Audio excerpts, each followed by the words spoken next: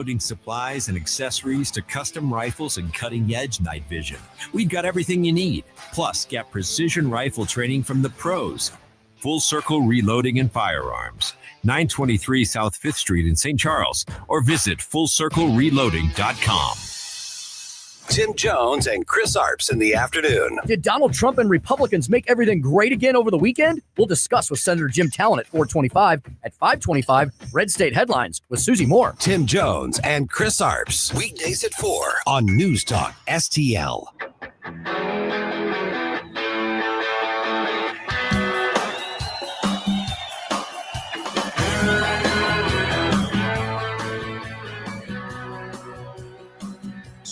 Bus driver in a traffic jam, staring at the faces in a rearview mirror, looking at the promise of the promised land. One kid dreams of fame and fortune. One kid helps pay the rent. One could end up going to prison. One just might be president. Truth Warrior, Woke Destroyer. Only in America. Randy Tobler. Dreaming in red, white, and blue. On News Talk STL. Only in America. Where we dream as big as we want to. We all...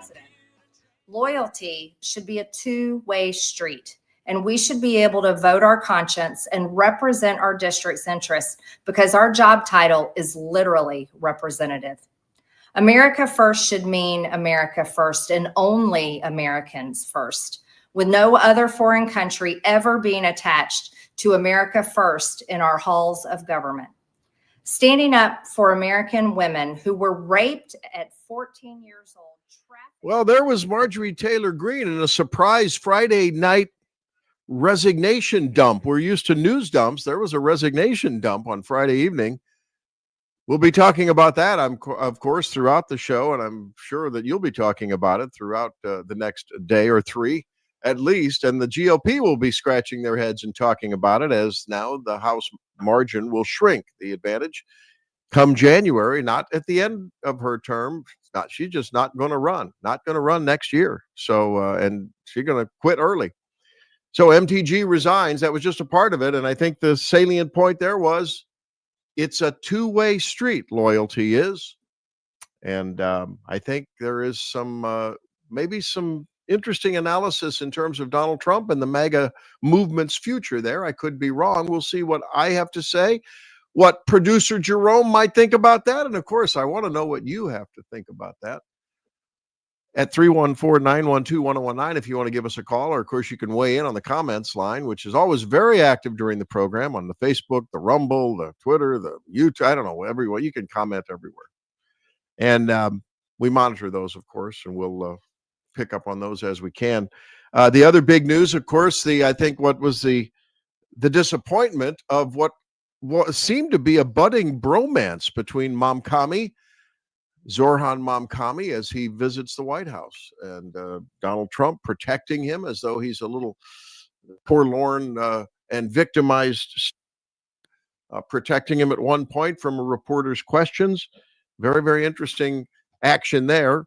And analyzing that, of course, will be fun to do. We'll be talking with various folks today throughout the program and asking them their take on where our culture is, where our politics are, if there's any hints from the likes of that meeting, the recent election, the MTG resignation. Maybe we can tie it all together into some kind of meaningful, what does it all mean?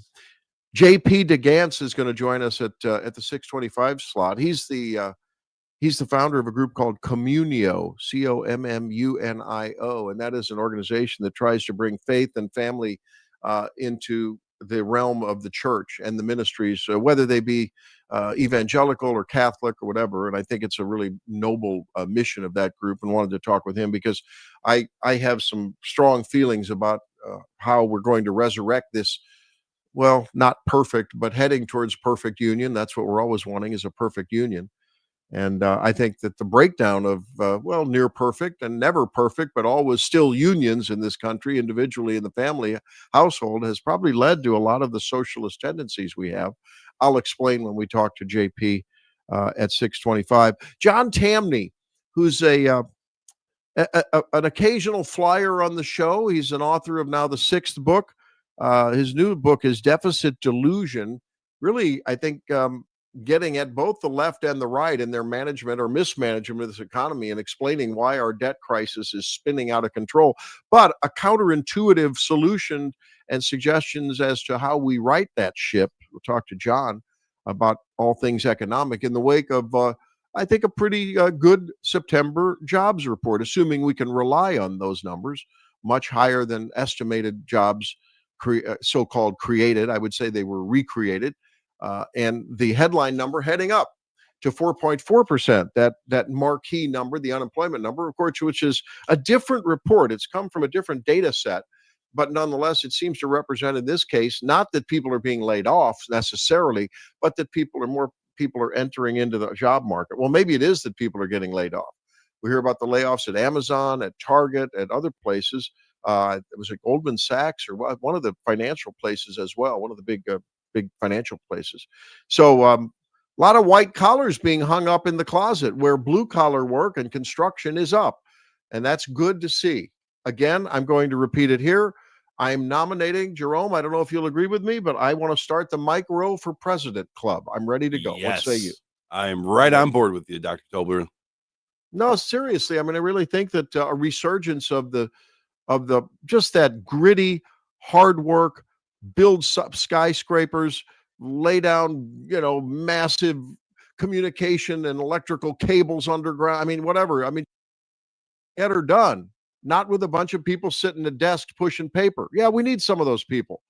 But I think we've become a society that does way too much paper pushing and money shuffling and not enough building and getting things done. It's pretty simple to me. But then again, I'm a simple guy. What can I say? Well, part of the issue, too, is that we've really allowed for the coddling of the youth to grow up. And I'm talking, again, my generation, and from what I'm seeing from the younger generations, is a lot of this work is not necessarily hard work. I mean, it is intensive physically, and it's not the easiest thing in the world to do. But if you grow up in an environment where you already are doing these things and you are already in motion, I would say, then by the time you reach adulthood, it doesn't seem so bad to lay wire or to do plumbing or to do any of that stuff. And I know from experience doing my own versions of that and doing house renovation work and doing landscaping work. But if you always grow up doing absolutely nothing and you're not pushed to do anything, and then you're sold your entire life that just get a college degree and you can sit in a comfy air-conditioned office and you can make HR policies and hold these corporate meetings, then all of a sudden it seems like it's the end of the world if you have to go lay some brick or put some concrete down. And yes, it does weigh on you. It's not, again, it's physically taxing, but it's very rewarding and you feel good looking at what you've built and what you've done for your community. You nailed it. Rewarding is a very, very good word on many levels. And I think fulfilling, it gives you a sense of purpose. Whereas, and I'm going to get myself in trouble here with maybe some of the younger listeners we have, maybe some of you are making a living that way. And you know what? That is a beautiful thing about America. It's a beautiful thing. Don't get me wrong. But there's a whole new now profession called creator. A creator. Not creating a beautiful work of art or a piece of music or that lives for the ages and sells 1 million albums, but a creator by doing online videos, reels of like, I don't know, shooting a gun and content creator. Yeah. Doing a funny, that's what I mean. Content creator, doing a funny dance on TikTok, and that's fine. It's great. I guess that's all good. Jumping into a pool of Jello. That's wonderful. And we all, I guess, maybe from time to time when sitting on the pot may doom scroll through some of those and whatever. But again, you just wonder about America when what's coming through TikTok, it's reported in China, is a vastly different content than what American TikTok viewers are getting. Mm-hmm. And my point there is we need to return to some serious mindedness in this country, because other countries, namely China, are going to clean our clock if we don't straighten up and start having some purposeful innovation and mission in our lives. And maybe that's the modern recreation, right? When I was growing up, it was it was asteroids and Pac-Man and whatever, and then video. Look at you laughing! Look at you laughing! And that was our recreation. Or we'd go out and play in the street and play street hockey or street ball, whatever.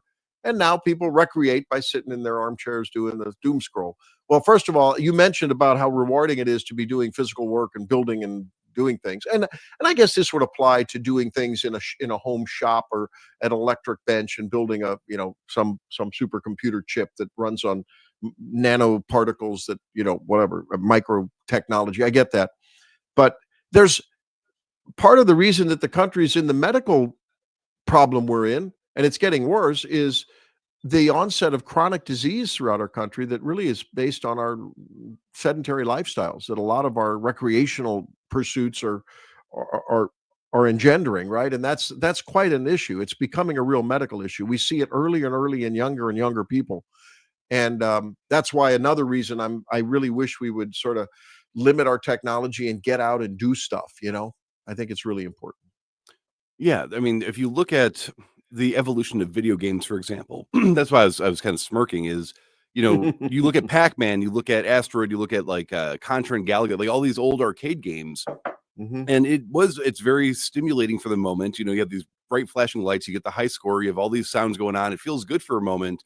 But at the end of the day, there's only so far you can get that before the novelty wears off. And then you go and you take a break because you want to do something else. Whereas today's video games, people are replacing their entire real life. Why would I ever want to go out? And I'm a gold medalist wrestler, and I was a football player for a long time. I love hockey, but why would I ever want to go out and do that when I can just put a CD or download a video game that lets me play as the best characters ever? I don't have to go to the gym. I don't have to run the laps. I don't have to do. Yeah.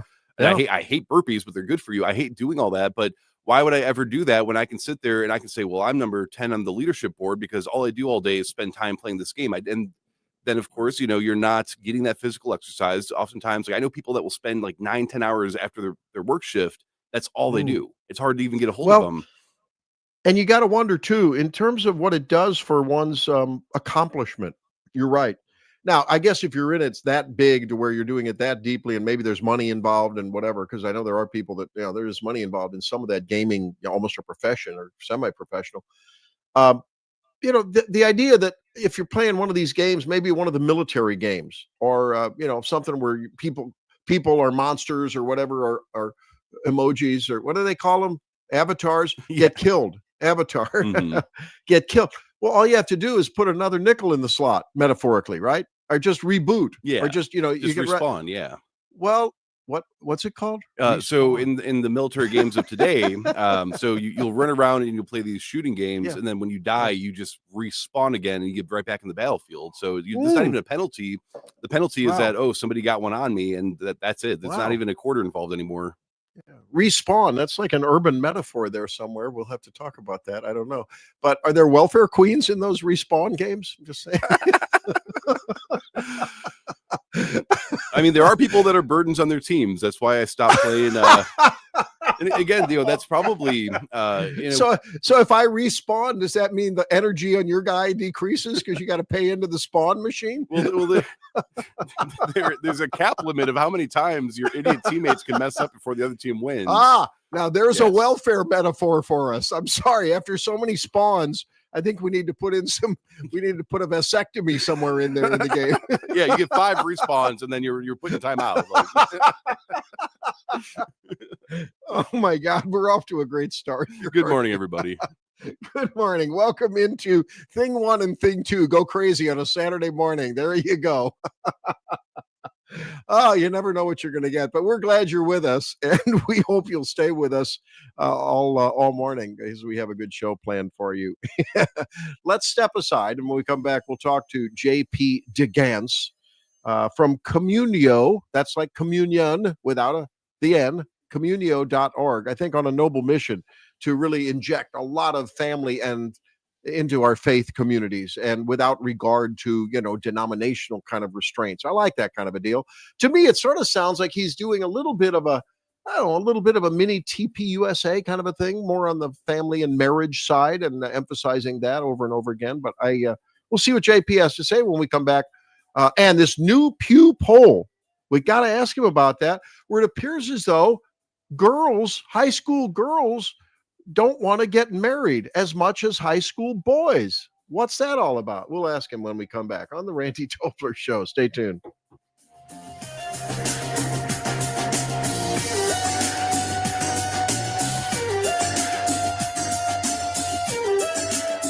The only reason why I'm here is because it was between foster care or Dr. Randy Tobler.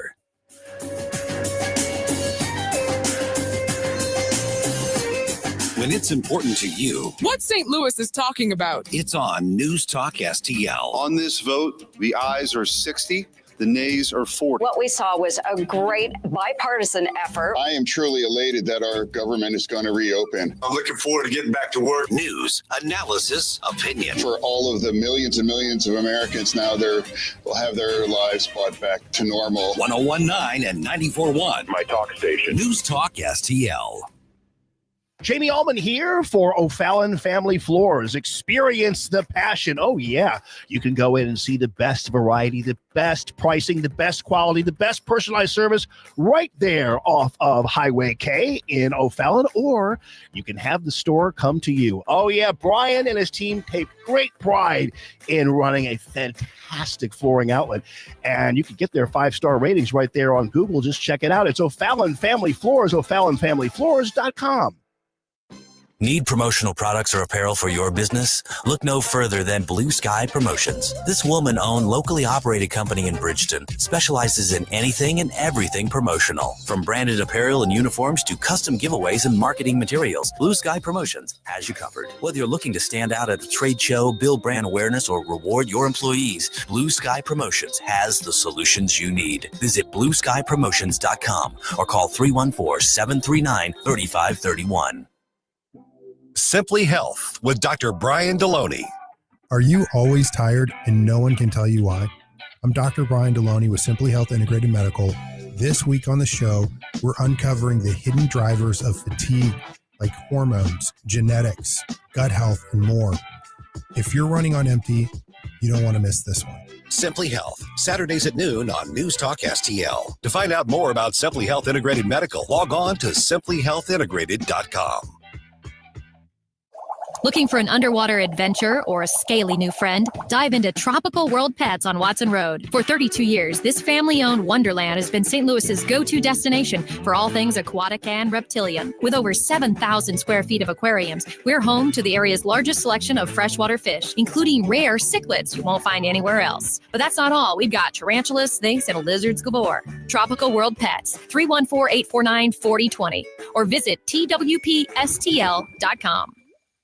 Located in the heart of St. Charles, Kevin's Guns is your family-owned destination for all things firearms. Whether you're a collector, hunter, or military enthusiast, we have it or can get it for you. From new to used rifles and handguns in every style and caliber, our friendly and knowledgeable staff is here to help educate you and ensure you make the perfect choice for your needs. Buy, sell, or browse our incredible selection at kevinsguns.net or call 636-493-1195. Kevin's Guns, where gun enthusiasts come home. Hey, Colombo here for Intervine, a great local company that has customers all across the country due to the quality of their products. Intervine has the best flashlights, lanterns, headlamps, and even batteries, including the new Monster 2000 Lumen waterproof lantern and the Sentinel 2000 self-defense flashlight. Our home and vehicles are full of great Intervine products, and right now you can shop their website and get 25% off your entire purchase just by using my name, Tony, as your promo code. That's promo code Tony at Intervine.com. This hour, The Randy Tobler Show is brought to you by the ClearPath Wealth Management Group at Stifel. Request a free portfolio review at clearpathinvesting.com.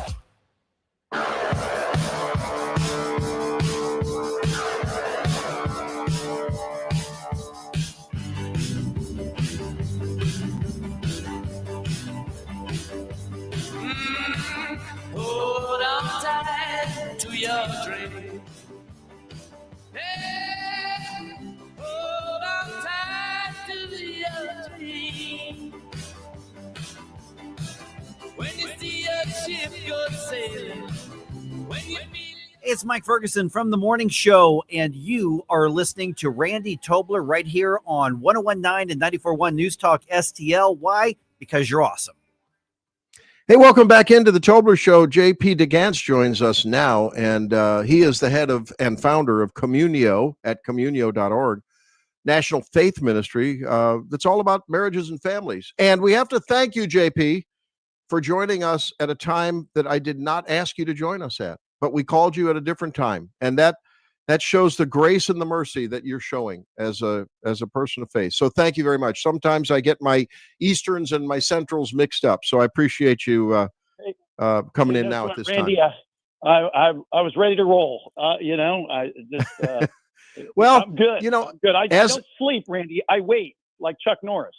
Yeah, it sounds like you and Trump have a lot in common, right? You and Trump and Chuck, it's like always up, always ready. Okay. Hey, we do have a little battle, though. I think it's a cultural battle. I believe, and I'm anxious to see if you think so. I think there's an existential battle going on for restoring some cultural norms that represent traditional values that are essential to the founding principles of this country. And it's about family and marriage. And, as Charlie Kirk said, fall in love, get married, have kids. Pretty easy formula. But it seems like, according to a latest Pew poll, the trends may be looking otherwise. What say you? Yeah, there's been a major shift, Randy, over the last 20 or 30 years of the way high school senior girls view marriage. Okay, this question's been asked for a while. And 1993, 83% of high school senior girls and high school senior, and then 76% of high school senior boys said they were very likely to get married and had a positive view of it. And that number shifted. It dropped to 61% among senior girls in the most recent data. And boys, it's about the same, 74%, statistically unchanged. What I think, Randy, has happened over the last 30 years is a complete change in the social imaginary. Okay, this is this idea of how we imagine the world around us, how we see ourselves, how we identify ourselves. This is change. It's a complex set of factors. I just want to point out two of them. One is the stories we tell our young people, and number two, the messages we share, we tell our kids. Those two things. And on the first front, the stories, we've completely lost that happily ever after in kids' stories. The idea classically of a comedy is that it ends in a wedding. It's not that it's funny. Disney movies always were comedies. Okay, Little Mermaid, Aladdin, even Mulan. That disappears in this century. There's only been two movies that were created in the 21st century by Disney for kids that you would say has that ending. Tangled. Wow. And Romeo and Juliet. I exclude The Lion King because that's just a retread of a 90s movie. So there's been a massive change in what the stories we tell our young people. Now, this is both the effect of culture, but it also affects change in the culture itself. It's certainly the culture's become less pro-marriage, so Disney's reflecting that. But then Disney stories, reinforce an anti-marriage culture. So that's a big thing. And then, of course, as adults, we tell our kids to prioritize things that are just not as important: career, getting an advanced degree, getting financially secure, feeling financially independent. And as a consequence, people put the thing that's most likely to make them happy, put it way off into the distance. And too many of our young people aren't able to form families. You're right. And and I guess the social isolation that really anyone of any gender and any age is at risk of suffering from through social media, the allure of the doom scrolling on the screen hour after hour, creating your own filtered perfect image utopian world, probably doesn't help that either, right? I mean, after all, you don't have to pay the bill. You can just look at the beautiful gals on the screen if you're a guy, and if you're a gal, you don't have to mess with the guy, trying to court you and annoying the heck out of you. That hasn't helped things either, has it? No, not at all. These are, like I said, there are a complex set of factors. Two books for folks serious about trying to understand this. There's a book, both written by a friend, a scholar at the University of Texas. The first one's Cheap Sex, The Transformation of Men, Marriage, and Monogamy. Goes into a bit of what you're talking about, where sex, and particularly pornography, oftentimes is acting as a sex and relationship alternative for too many in this country. It's obviously explosively high amongst men, but actually young women today, according to that book and their survey data, are consuming pornography at similar rates of men in their 40s. So it's become a both gender problem on that. And then you've got there's a subsequent book, The Future of Christian Marriage. You start to see, this is by the same author, Mark Regnerus, looks at these trends globally that whether it's in Austin, Texas, or Warsaw or Beirut, Christians around the world are very frequently prioritizing the material world, material gain beyond those permanent and enduring things. And the reality is while, having money and having a good career and having earned success is all good. It's all very good. None of which is as important as the fulfillment that comes from the close relationships of a loving spouse and a loving family. No, that's really true. And I mean, after, we've been married for 44 years, and there's no doubt that it is not like making your own choice to do whatever you want to do every minute of every day that you're married. When you decide to do that, there is a give and take, a push and pull in some cases, but always that commitment that you made in front of the witnesses, and God included, and that bind you together during times of difficulty or strife, but that undercurrent of commitment and union and support in however you define that. And sometimes those roles have been redefined, but it just seems as though this solitary, I like to say that America needs a large dose of ophthalmology. Too many people have eye disease. If you have too much eye disease, you're probably going to have a hard time staying married, right? Or even wanting to get married. And it's too easy to do whatever you want to do and have what you want to do without the commitment and the struggles that go along with maintaining and nurturing that commitment. There were some things deeper. We're talking with JP DeGance at communio.org. He's the founder of that organization. We'll get into what your solution is for this problem in just a minute, JP. But deeper in this Pew Research poll that showed a declining rate of interest in marriage among girls, high school girls, compared to boys, which was relatively stable. I found concern in that there's been some shrinkage in the number of people that say that they were likely to stay married. Maybe because as divorce rates have gone up, people see that as a norm and an expected okay way out of a difficult moment in a marriage, whatever. Maybe that's just it. But how about this one? The number of the share of 12th graders who say they're likely to want to have kids has decreased from 64% in 93 to below 50%, 48% in 2023. This does not bode well on many levels, just a demographic level as far as our replacement rate, but it tells us other things, doesn't it?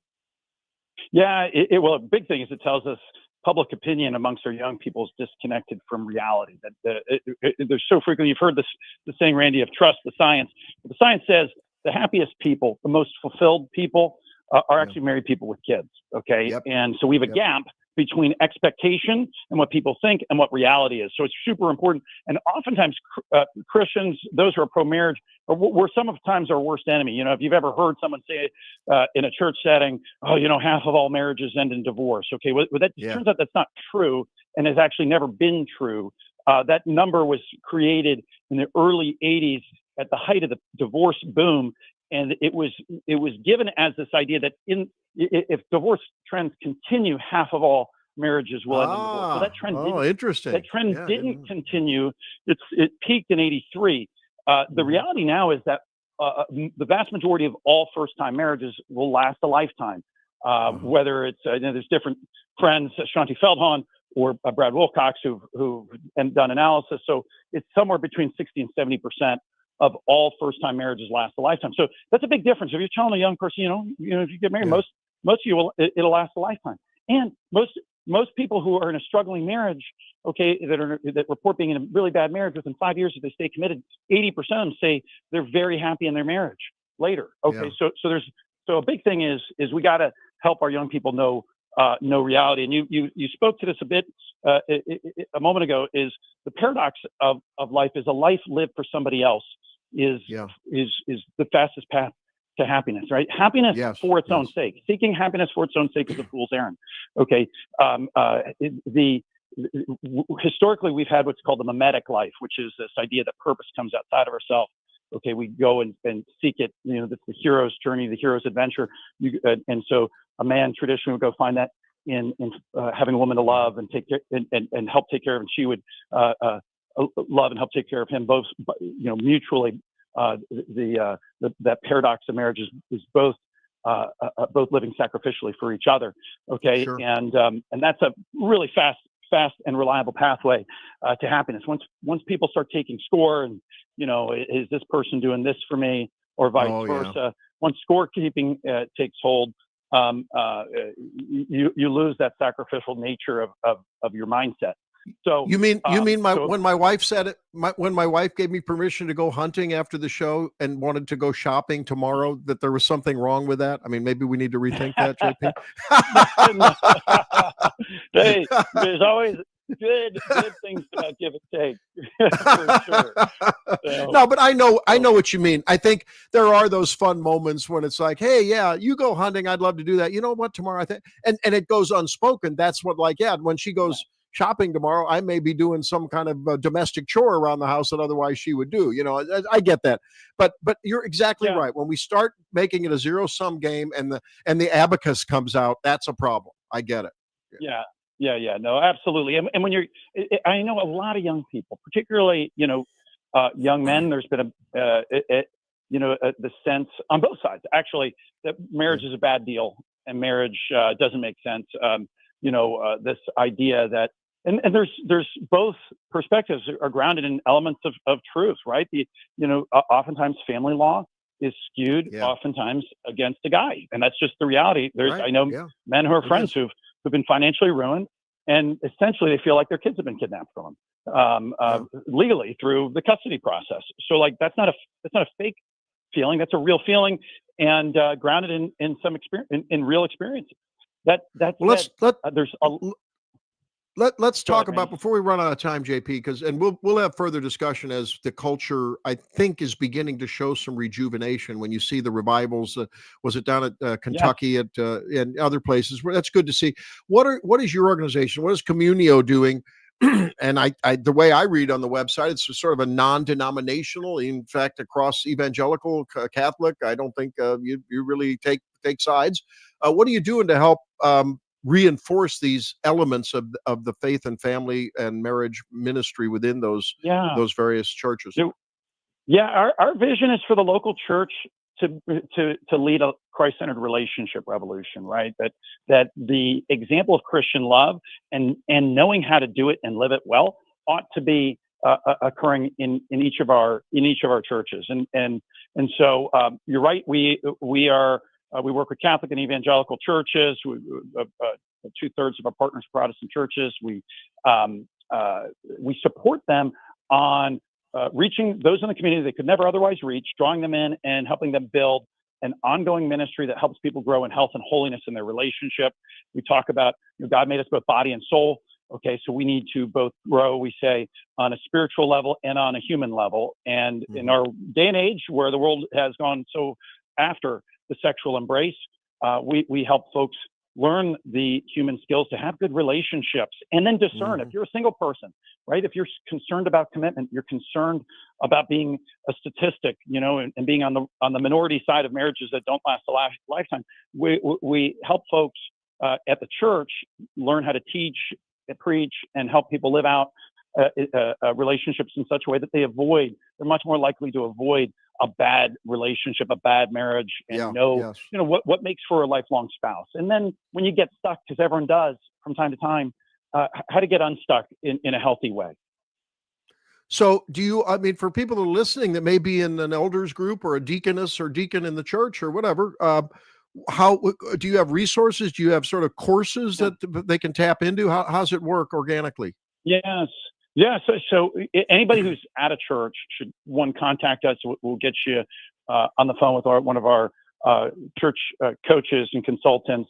When we work with you, we typically work with the church for 2 to 3 years.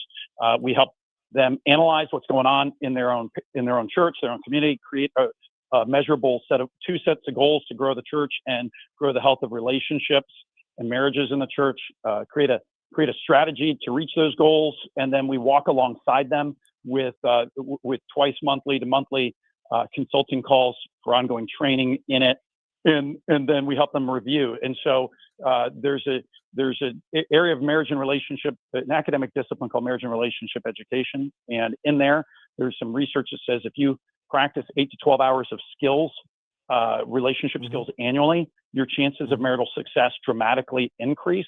And so we want churches to know that. It should just become normal, right? Nobody says at a church, in a church setting, nobody ever says, hey, you want to go on the spiritual retreat? And you say, no, Randy, I'm actually really as spiritual and holy as I possibly can be. Go somewhere else and maybe talk to that JP guy. No, what they do is you recognize it's okay. It's good to like grow in holiness, right? And so you want to make it normal for somebody who's married. If they say, hey, Randy, why don't you go? There's a fun couples night tonight, or a marriage class coming up. You'd instead of saying, ooh, wow, I don't need that. You'd say, oh yeah, of course. It sounds. Okay. You want to create the expectation that everybody in the church invests in the health and holiness of their relationships. Sounds good. Well, we appreciate your input, and some alarming news out of this Pew poll, and glad that you are at the tip of the spear trying to change that, one church by one church and one after another. By the way, when we're talking about Disney, JP, you didn't mention Beauty and the Beast. My wife stuck her head in the door here at the home studio, reminded me that that's our archetype, and let's just say Randy is not the beauty. Randy is not the beauty. Okay. All right. Thanks, JP. All right, thanks, Randy. Thanks, JP. We'll talk to you later. All right, guys. What do you think about that? Do you think what's going on in your life? Let me know. What's going on in your world, your kids' world? What are they talking about in terms of their future, marriage, family? A little bit of work to do there. And what does it mean for the culture and the political policies of this country? Let's talk about that when we come back on the Tobler Show. 314-912-1019. Weigh in, won't you? We'll be back.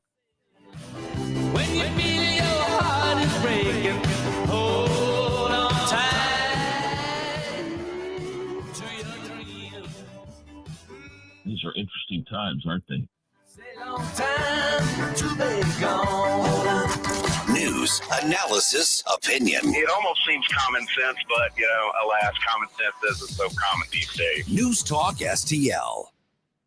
Looking for the best selection of firearms in the St. Louis region? Drive to Osage County Guns. Conveniently located off I-70, just 25 minutes from St. Charles. We've got thousands of guns in stock, the largest selection of handguns, rifles, and shotguns around. Trade in or sell your old guns for cash and shop our wide variety of premium Winchester ammunition made right here in the USA. Visit us online at ocgmo.com, or better yet, make the drive to Osage County Guns and see why we're the St. Louis region's favorite.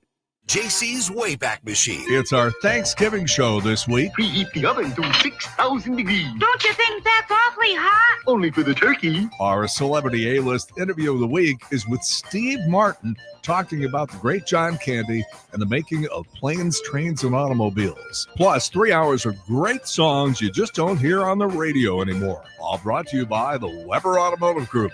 It's JC's Wayback Machine. Every Saturday night, 6 to 9. On News Talk STL. Hungry for the best steak you'll ever have?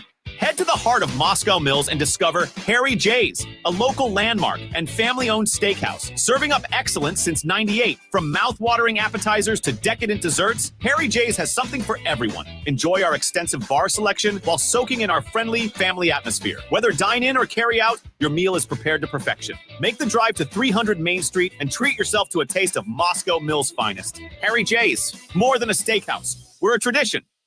Tim Jones here for Comprehensive Chiropractic in Eureka, the premier chiropractic and sports performance facility in the region. They've helped me recover from day-to-day aches and pains for years. And here's something special, personal training programs. Whether you're an athlete committed to increasing performance, recovering from an injury, or just want to get healthier and lose weight, their personal training programs will help you reach your goals and stay there. Comprehensive Chiropractic in Eureka, online at cchiropractic.com. That's cchiropractic.com. Do you own a timeshare? Well, face the facts. You made a mistake. You made a bad purchase. A timeshare is not an investment. It's a money pit that continues forever. If you use your timeshare, that's great. But if you don't, and you want to legally get out of your contract, call my friends right now at the Timeshare Exit Hotline. They're an experienced team of lawyers who help good people like you get out of a timeshare contract that they just don't want. Don't throw away your money on maintenance fees. Use it for things you really want. We can help you end your timeshare contract and stop the money drain immediately. If you are ready to move on with your timeshare, call our team right now. Cancel your timeshare now with this free call. 800-524-1641. 800-524-1641. 800-524-1641. That's 800-524-1641. This hour, The Randy Tobler Show, is brought to you by the ClearPath Wealth Management Group at Stifel. Request a free portfolio review at clearpathinvesting.com.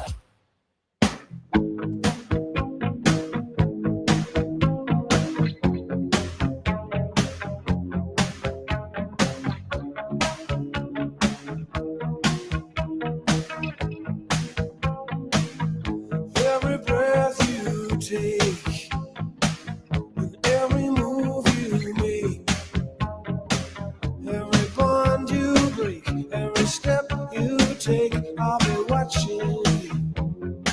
Hey, it's Vic Porcelli. Come hang out with Ken Williams and me every Monday through Friday from 9 to 11. But right now, it's back to the Randy Tobler Show on 101.9 and 94.1 News Talk STL.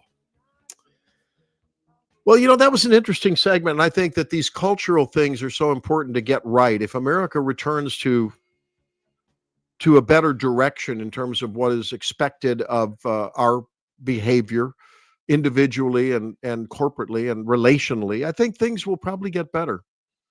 I'm pretty confident, Producer Jerome, that if we restore sort of the traditional marriage values where there's mutual support, and I think in general, women tend to do the supporting and nurturing and making sure the domicile is the domicile and is the welcoming and nurturing place for husband and children. They do such a good job at that. I mean, I know dad moms can do okay, and God love them for doing that. And men feel fulfilled as being the default, if not sort of the last man standing when it comes to supporting financially and materially the house.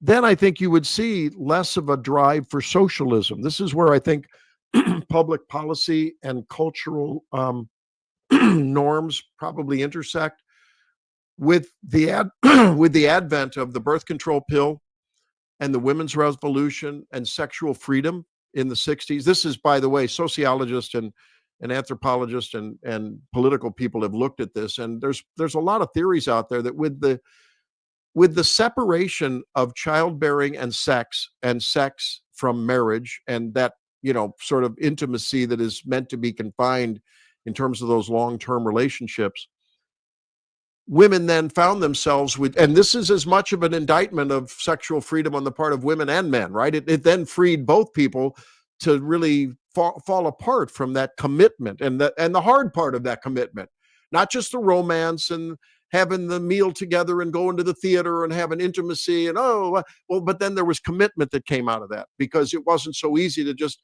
be on birth control.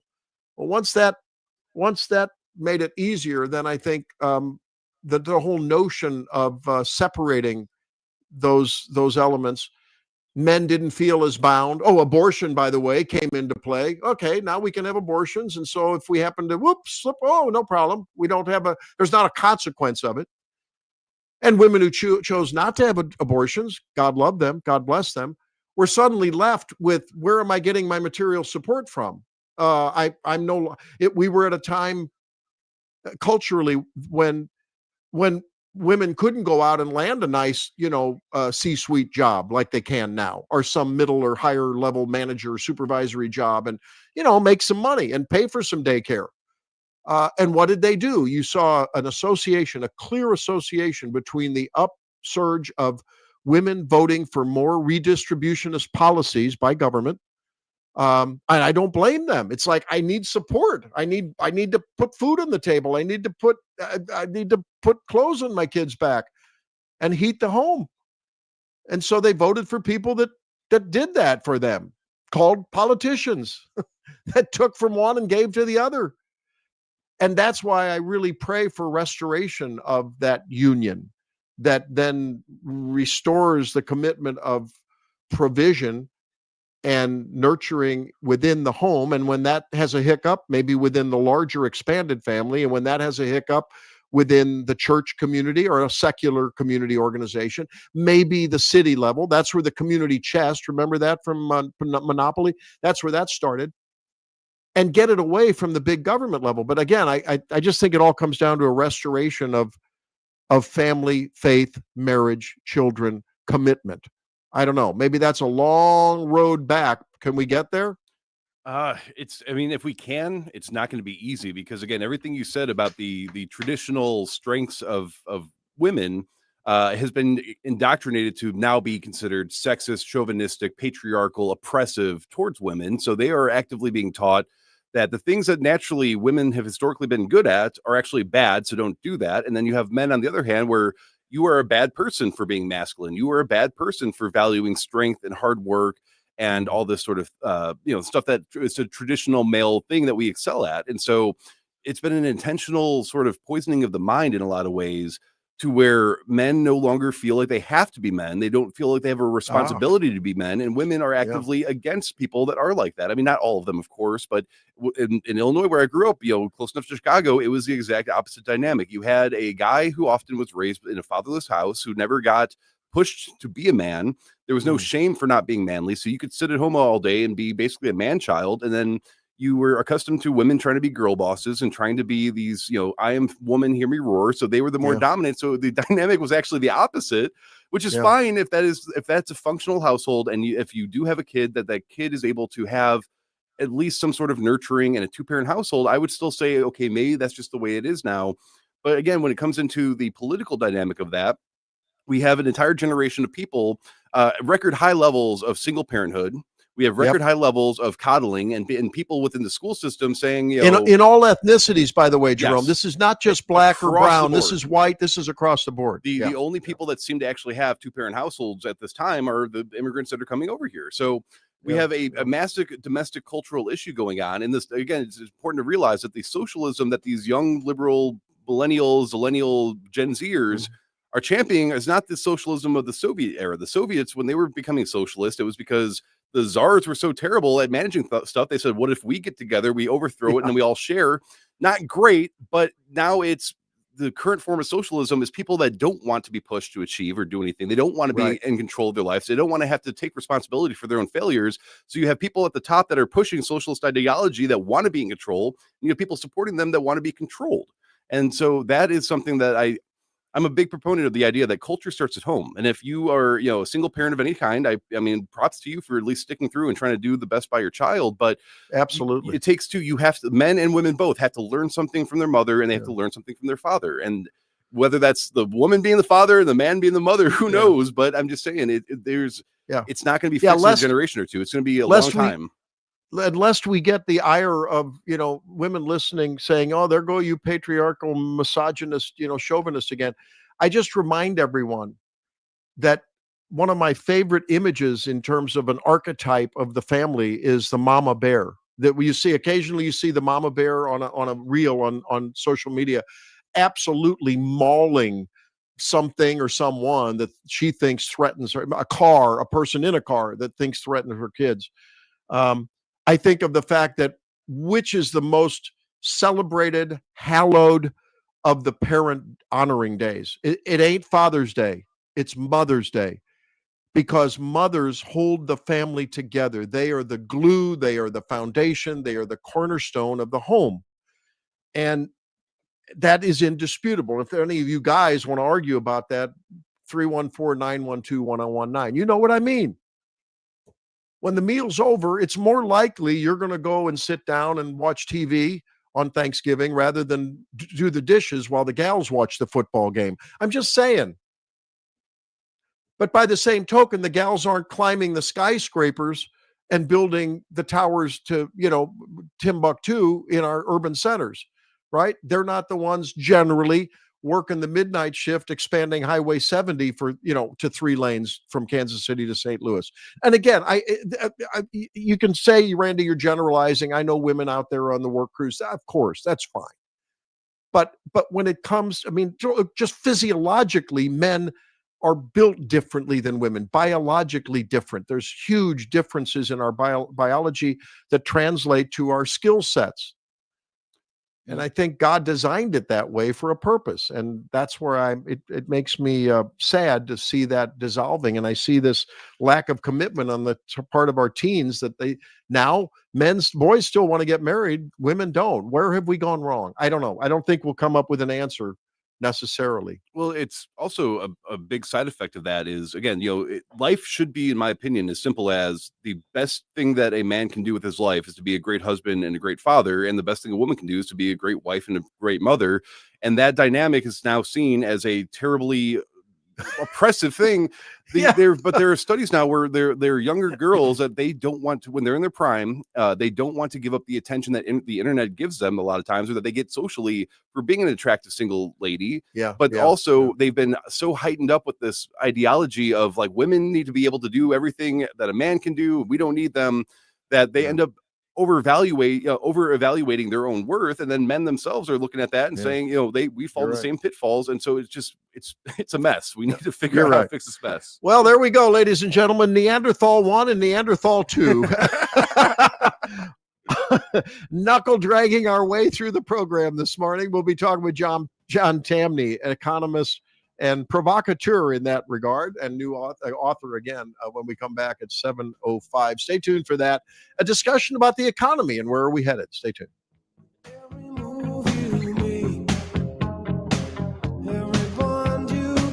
Every step you take, I'll be watching every single day, and every word you say.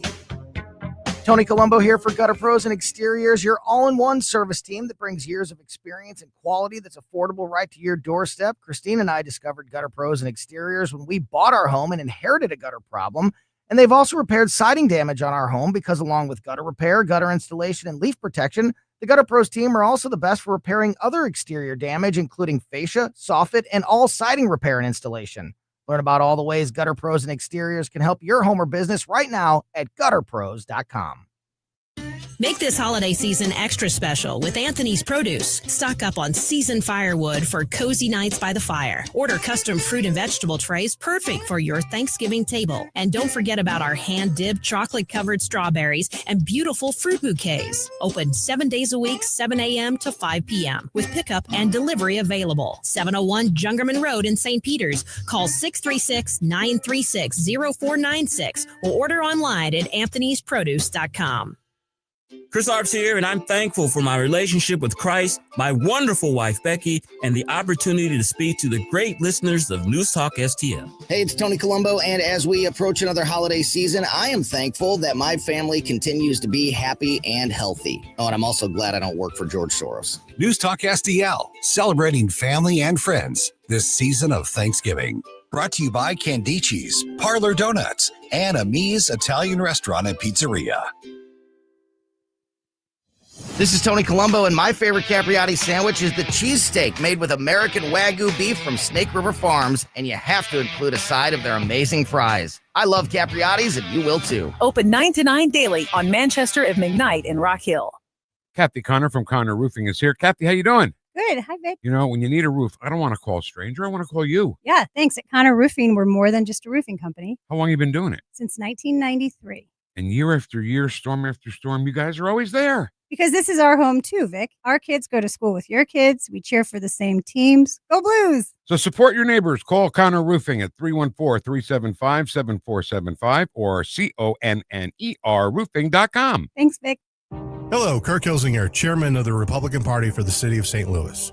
We complain about dark, out-of-state money being used to influence Missouri politics, and we actively have that going on right now. Out-of-state interests from as far as Ohio and Michigan are collecting signatures to bypass what your state legislators have done this summer. We request you decline to sign these petitions. For more information, see us at stl-gop.com. Paid for by St. Louis City Republican PAC, Curtis Farber, Treasurer. Hey, Colombo here for Rockwood Charcoal. Rockwood is made from 100% pure Missouri oak and hickory, so you're cooking with the best and supporting local industry and a local business all at once. There's over 100 area Rockwood retailers. Find yours at rockwoodcharcoal.com. KLGY HD3 Clayton, K270BW Belfast, ANBS Bowling Green. This is News Talk STL at 1019 Hello, I'm Bob Agnew in Washington.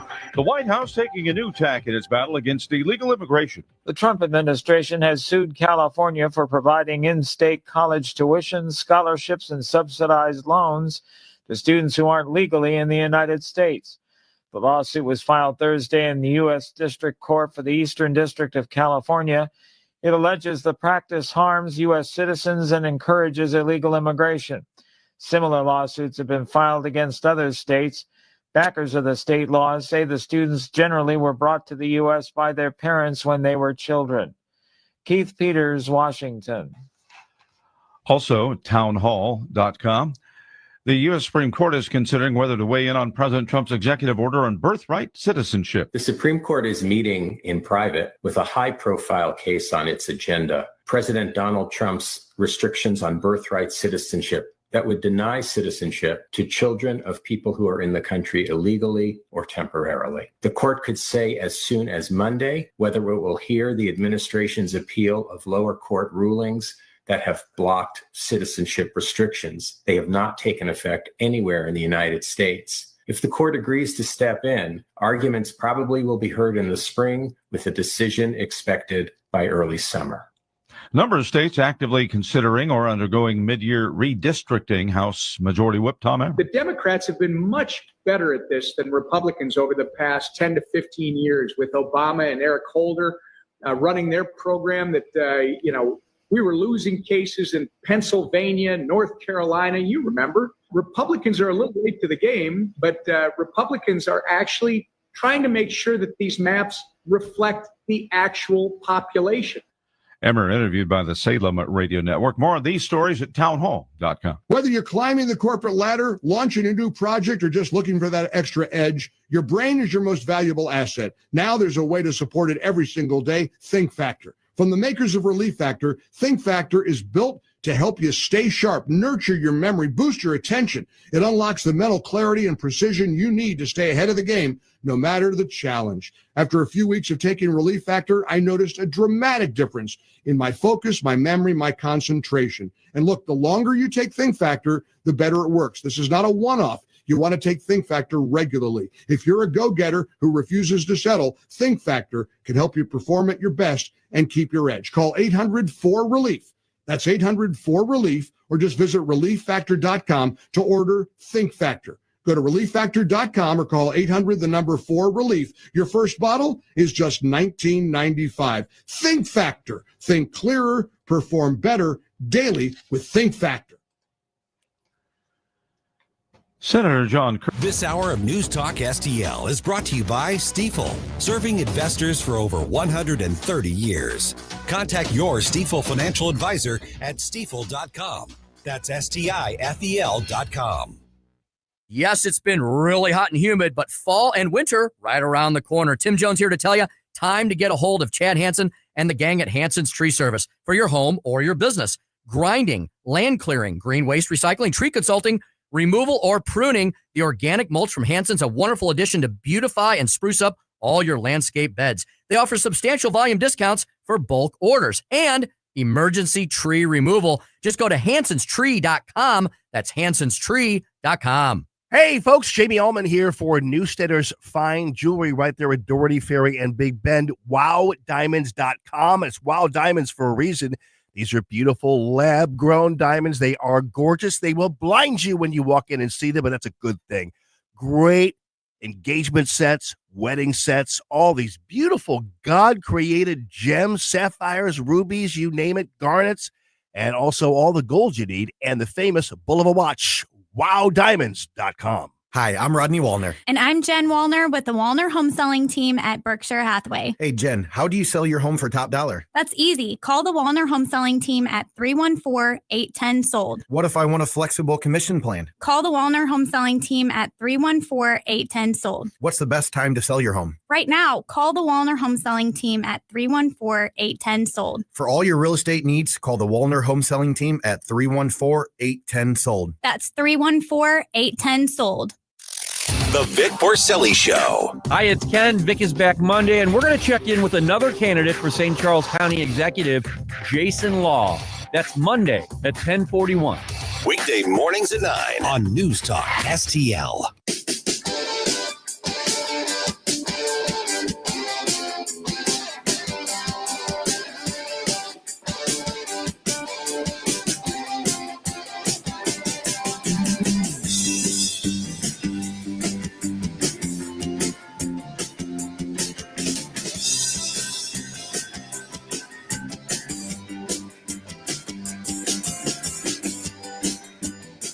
It's Mike Ferguson from The Morning Show, and you are listening to Randy Tobler right here on 101.9 and 94.1 News Talk STL. Why? Because you're awesome.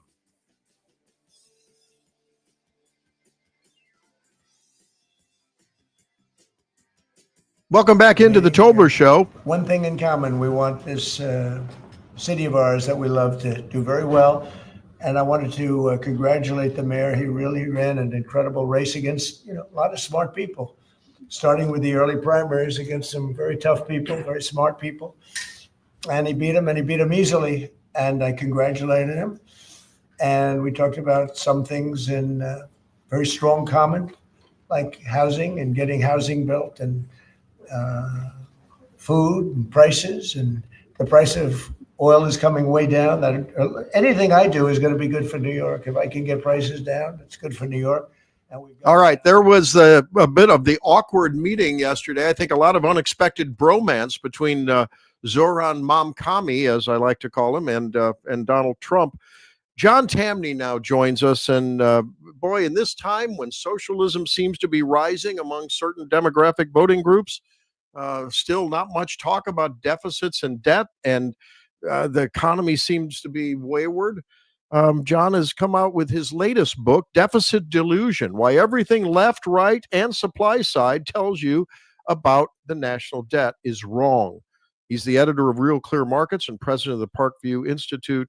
And boy, always a great conversation. John, thanks for being with me. Appreciate it. Hey, thanks for having me on.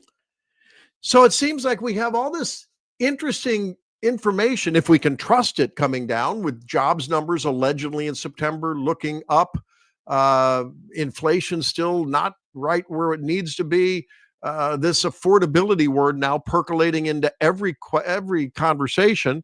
The shutdown recently left everyone's head scratching, saying what's going to be different come January 30th. A lot of uncertainty, and the Wall Street seems to be doing good, but Main Street maybe not so much.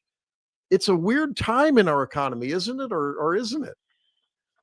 I don't think so. When is affordability not an issue?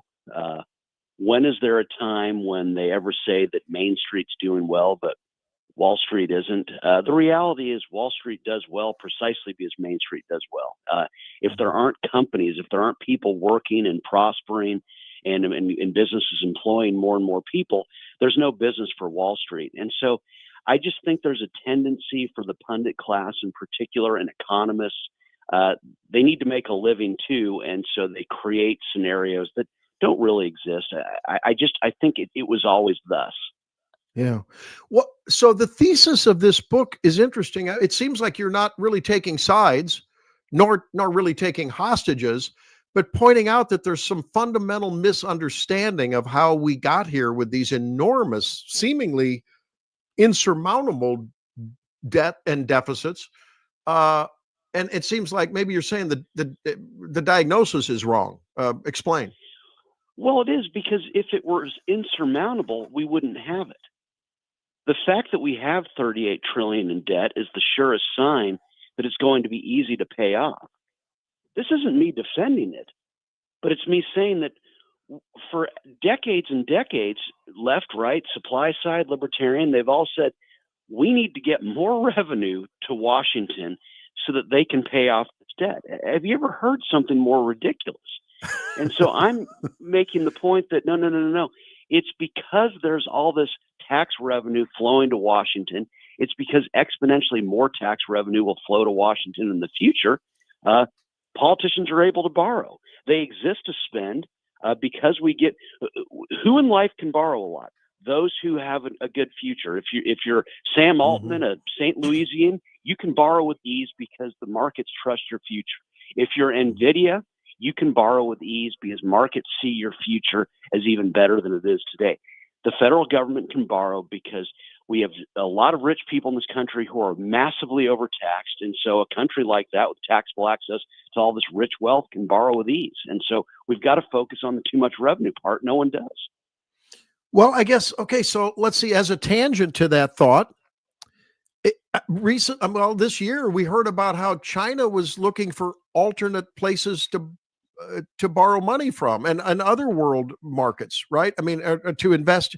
That there was a little hiccup in the not necessarily China, but the world wanting to put their stock in America. They weren't buying T-bills. What does that tell you as far as America's future reliability?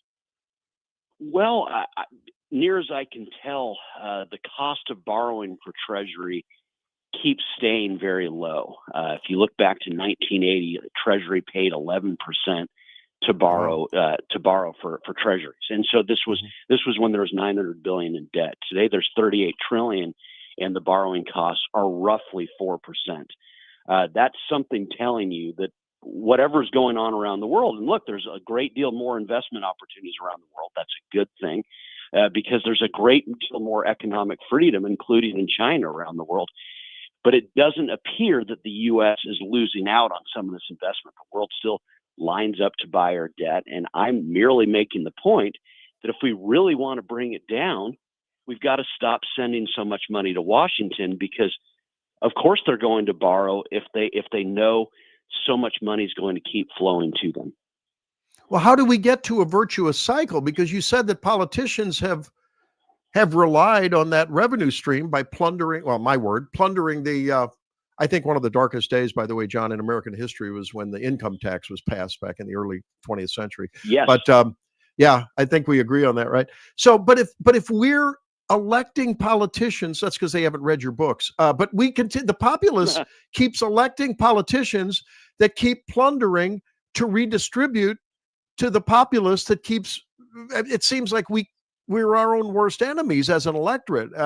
Granted, we need more education, but where are the courageous politicians who will say, I don't want any more of your money. I want you to keep it. I don't hear that coming from anyone except maybe Tom Massey, Chip Roy, and Rand Paul.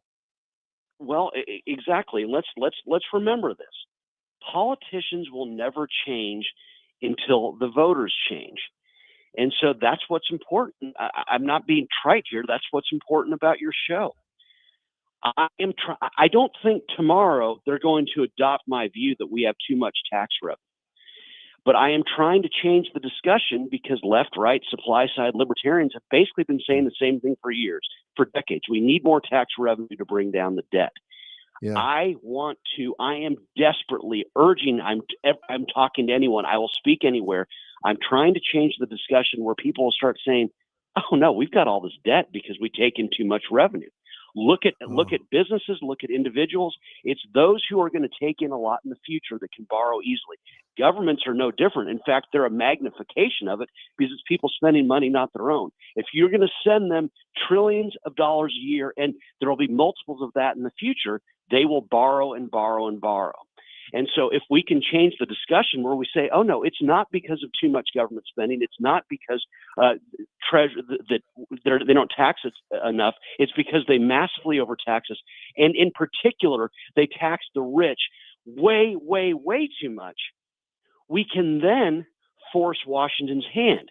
Washington changes when voters change. But right now, you talk to a typical voter, rich or poor, and I'm doing it right now, and they say, wait, you're telling me that we need to reduce tax revenues to Washington to bring down the debt? I'm saying, yes, that's exactly it. And you've got to reduce taxes on the rich to do it. They're scratching their heads.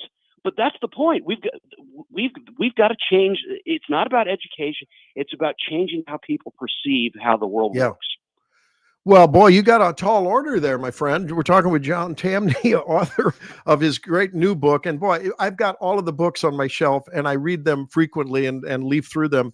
It just always very salient, evidence-based, really common sense, but sort of counterintuitive sense with the narrative that so many of us hear all the time. And the latest book is Deficit Delusion: Why Everything Left, Right, and Supply Side Tells You About the National Debt is Wrong. I mean, but at this time we see this insurgency of class warfare through the new mayor in Seattle, Mamdani in New York City. I mean, we're seeing 60, but almost 2/3 or more of young people think that socialism is good. That's exactly the opposite of what you're talking about, John. And I mean, and like you say, I mean, I used to be a fan of the Laffer curve, and I frequently follow it, say, hey, well, wait a minute, that's a good thing. Lower taxes, more. That's really the wrong thing, isn't it? I just had an epiphany. I shouldn't be trumpeting the Laffer curve anymore, should I? Randy, I'm not knocking you on that. I used to trump the Laffer curve myself. But I finally, it just came to me. Come on, think about it. How much could you borrow when you were 21 relative to what your age is now? Right. Your ability to borrow grows as your future improves. It's true for individuals. It's true for businesses. It's true for governments. And so the Laffer curve is correct. But it's been a disaster for the U.S. in terms of growth of government, because literally we're saying, let's get more revenue to Washington because they'll be responsible and pay down the debt. No, what do we as individuals, humans, businesses, and governments do? If we have more, we can borrow more. And so again, it's trying to change the discussion. I would just say, let's do this optimistically. Let's stop making it about, oh boy, if we don't do this, we're going to be in trouble. The markets are telling us the exact opposite. I'm saying if we can focus on truly reducing the burden on the rich, where they're sending much less to Washington, think how many more NVIDIAs we'll have. Think how many more Sam Altmans, how many more Googles, how many more Elon Musks we'll have. Think about how much better our living standards will be. Let's have a happy discussion. And can I just throw in, Randy, if you and I were running New York City, there would be a multiple of Mamdanis there. These people rise up to demagogue the wealth of the rich. If New York City were poor and going down, we would never have heard of Mamdani. Yeah. You're always going to get people like this in a country as prosperous as the U.S. They are an effect of prosperity. So let's not change who we are. Of course, there's going to be lots of, if you're young in the United States, you get to be stupid. It's a sign of prosperity. But as we see time after time, kids grow up. They always do. Let's never forget the people that are driving a lot of this prosperity are very young. Some of them come from St. Louis. They went to all these elite schools. Did they become socialists? No. They're changing the world before our eyes, making it better and better. But we have to accept that AOC and Bernie Sanders and all these people we don't like are going to be an effect of it. But that's our job to keep pushing back. But there are going to be more of them as the U.S. gets richer. Okay, well, but we need to let's answer maybe parallel questions. You talk about a person's ability to borrow based on their future likelihood of success, judged by the lender. Similarly, with America's borrowing and debt and deficit. Okay, what about people that are? I mean, I think the affordability crisis is to some extent true. I think it's a matter of expectations and what people really want versus what they need. That's a philosophical discussion, but. That said, what about people who really are struggling with looking at, you carry 2 bags of plastic bags of groceries out from your favorite supermarket now, and it's costing you $50, and it used to cost $25 just a few short years ago. And they've got to buy clothes for their kids, and the energy costs going crazy. And they say, wait a minute, Altman and all his buddies, all those tech bros of Trump, they're raising my energy costs by building all these data centers and demanding all this electricity, and I'm paying for it, and I can't afford to pay my own electricity bills. What do you say to those folks? I say a couple of things. I think you're right in the philosophical. I think you're absolutely right. Americans are so used to the prices of everything persistently declining. And why do they decline? Because innovative people get rich by mass producing goods that were formerly out of reach. I'm talking to you right now on a supercomputer. It's called my iPhone. It should, in not too long ago, it would have cost millions and millions of dollars. We get it for what? And so a lot of this is Americans only know progress. And so they get more and more, and they want more as a consequence. So it's a good thing. But you're right. The visit to the grocery store is more difficult today. And to me, I'm sorry, I take it back once again to 2020. Prices of goods fall the more hands and machines around the world are participating in the creation of it. We all know this as Americans. Henry Ford created cars for the great multitude by dividing up the work among people and machines. You can't do to the global economy what we did in 2020 and not have years and years of higher prices as a result. I'm sorry, this is not inflation. This is an effect of command and control imposed on us by panicky politicians around the U.S. and around the world in 2020. It takes time to rebuild what these geniuses created, a massive global machine of cooperation, of people specialized around the world participating in this beautiful thing we know as profit and motive and growth. It takes time to rebuild it. And so we're going to have to suffer that for a time. But it's a reminder, once again, this is what's important. We're having this conversation. Never give up your freedom so easily again. Never, ever, ever do that, because politicians did this. This wasn't the Fed. This was panicky politicians from the White House on down. Yeah. And that was the thesis of one of your recent books as well. John Tamny, you are a brilliant and I would say provocative author that I think people need to read, because it's not the narrative that people get, but I'm hearing a little channeling of some Milton Friedman there. Fair? And I love it. A little bit.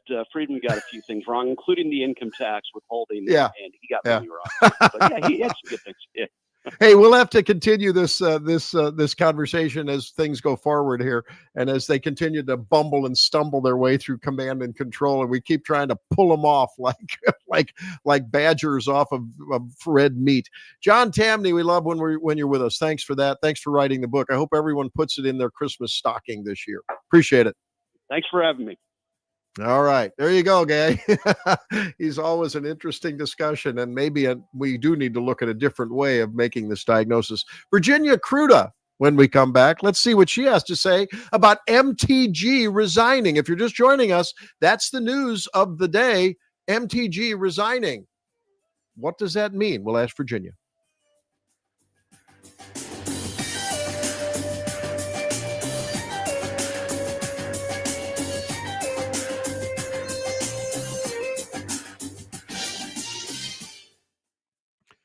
You know, just thinking about our conversation with John Tamny and my experience, and I hope yours at Advanced Dentistry of St. Charles, really, I think, reflects a lot of that innovation and that healthy disruption in the dental field that they're doing at Advanced Dentistry. What do I mean by that?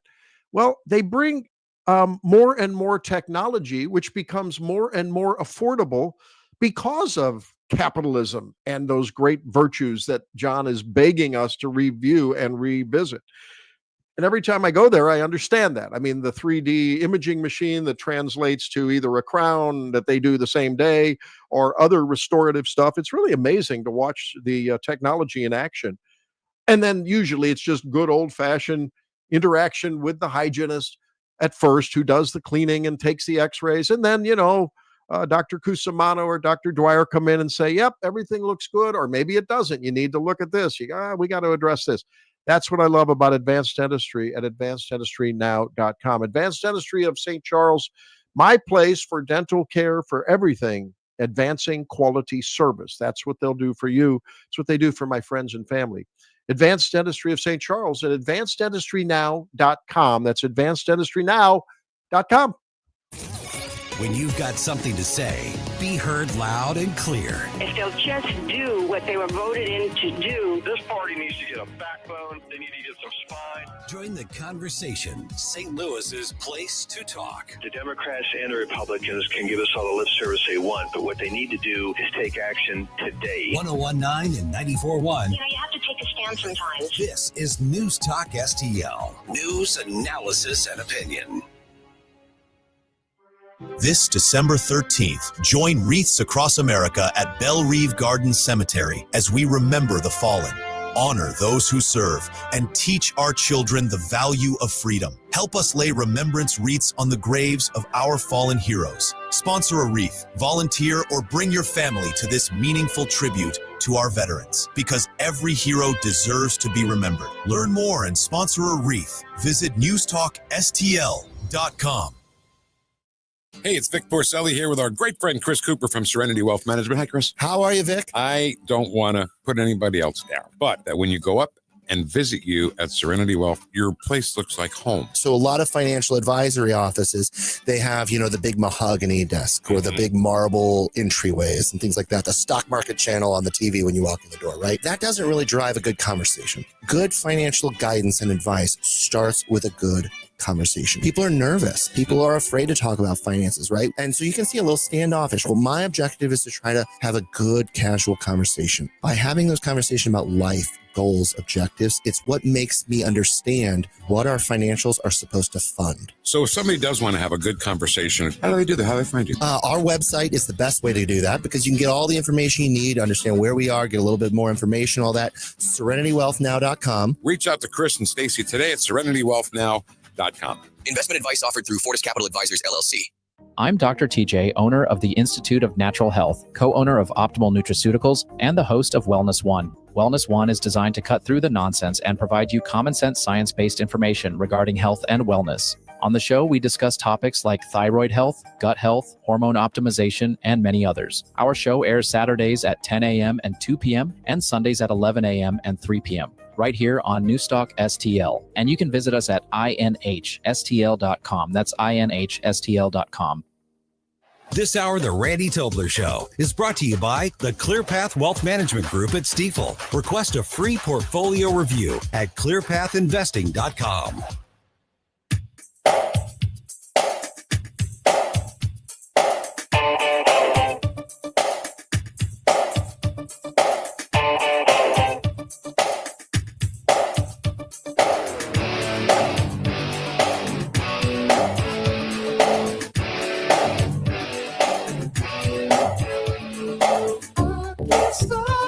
This is Larry Connors. Right now, you're listening to Dr. Randy Tobler. Informative, engaging, enjoy. And I invite you to listen to the Larry Connors USA Daily Report, Monday through Friday at 6. And the president. Loyalty should be a two-way street, and we should be able to vote our conscience and represent our district's interests because our job title is literally representative. America first should mean America first and only Americans first, with no other foreign country ever being attached to America first in our halls of government. Standing up for American. Well, there is Marjorie Taylor Greene in a surprise announcement last night that she is resigning effective January 5, not going to serve out her term. This after a recent split over the management of the shutdown. Why wasn't the House at work? She said then. She had constituents that were, complaining and grumbling that they weren't getting paid, and she wanted things to stop. Her difference with Donald Trump on the Israeli support and others, but generally a very staunch MAGA Trump supporter, and she's out. And let's see what Virginia Kruta has to say about that as she joins us now. You can read her work on the Daily Wire and hear her work here on News Talk STL. Virginia, I'm a little surprised by this. You, and what does it tell you? Just wait by that door.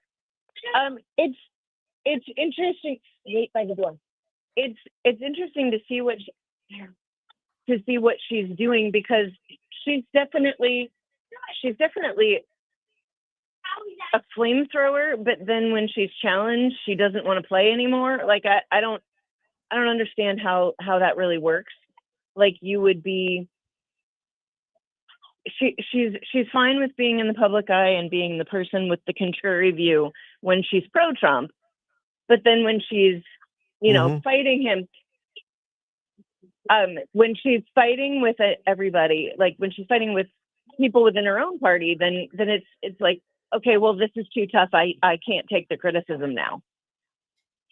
Like Okay, I don't know where she's going with it. But how about I'm not saying that she was, but why resign if you want to represent the people of your state and you think you're doing it better than anybody else, whether you're challenged or not? Shouldn't you keep doing it? Okay, I understand. Let me ask you this question. I've been marinating on a thesis for a little while, and now I think this brought it maybe to a little more prominence in my mind.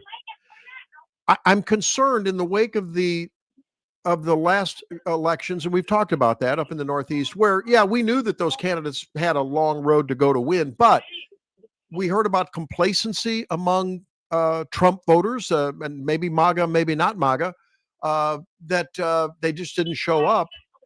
And I'm wondering if there's enough people that have had it with Donald Trump's very quick to turn on his own when he cancels them fairly quickly when they are out of lockstep. And I guess my first exhibit in this argument, counselor, a judge, you're the judge today. I don't think we would be dealing with Obamacare today if Trump hadn't denigrated John McCain's POW status. And now he calls Marjorie Taylor Greene a traitor, Marjorie Traitor Greene. And look, I think a lot of us have learned to sort of calibrate some of that. I will never forgive him for what he did. I mean, look, I called him out then, I'll call him out then. It was a terrible thing for him to denigrate McCain. And I think McCain got back at him when he gave the thumbs down on Obamacare. I'll say that. But have enough people in the middle had enough of him?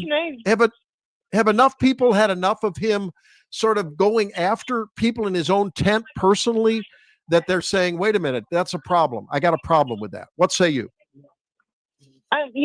Here's my thing on McCain, and I maybe have a different opinion than a lot of people. I think that the way that he did it was bad. However, the response was that you can't criticize John McCain because he's a war hero. Now, had he criticized him in a different way, I think it would have been fine, because the reality was he wasn't criticizing him because he was a war hero. He was criticizing him, and he threw that out there because he was doing things that were politically bad for the country, including the vote on Obamacare. And I don't think that maybe that was seen as him getting back at Trump, but the reality is McCain got back at the whole freaking country when he did that. And it's like he punished the rest of us for what Trump said. And I don't think that's okay either. So let me, I'll just say that as far as him turning on his own, I think we already knew he was going to do that. It's kind of baby and bathwater at this point.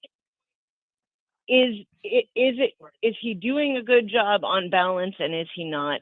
As far as all that is concerned, Marjorie Taylor Greene, whether or not she deserved the things that he said to her, I think she's doing this wrong. Now, we know Trump is going to speak this way. We don't have to like it, and we can call it out when it happens. But I'm not there. I'm not on the I will never forgive him train. I can't be there, because for me, politics is transactional, and I'm very pragmatic about who I want representing me in office.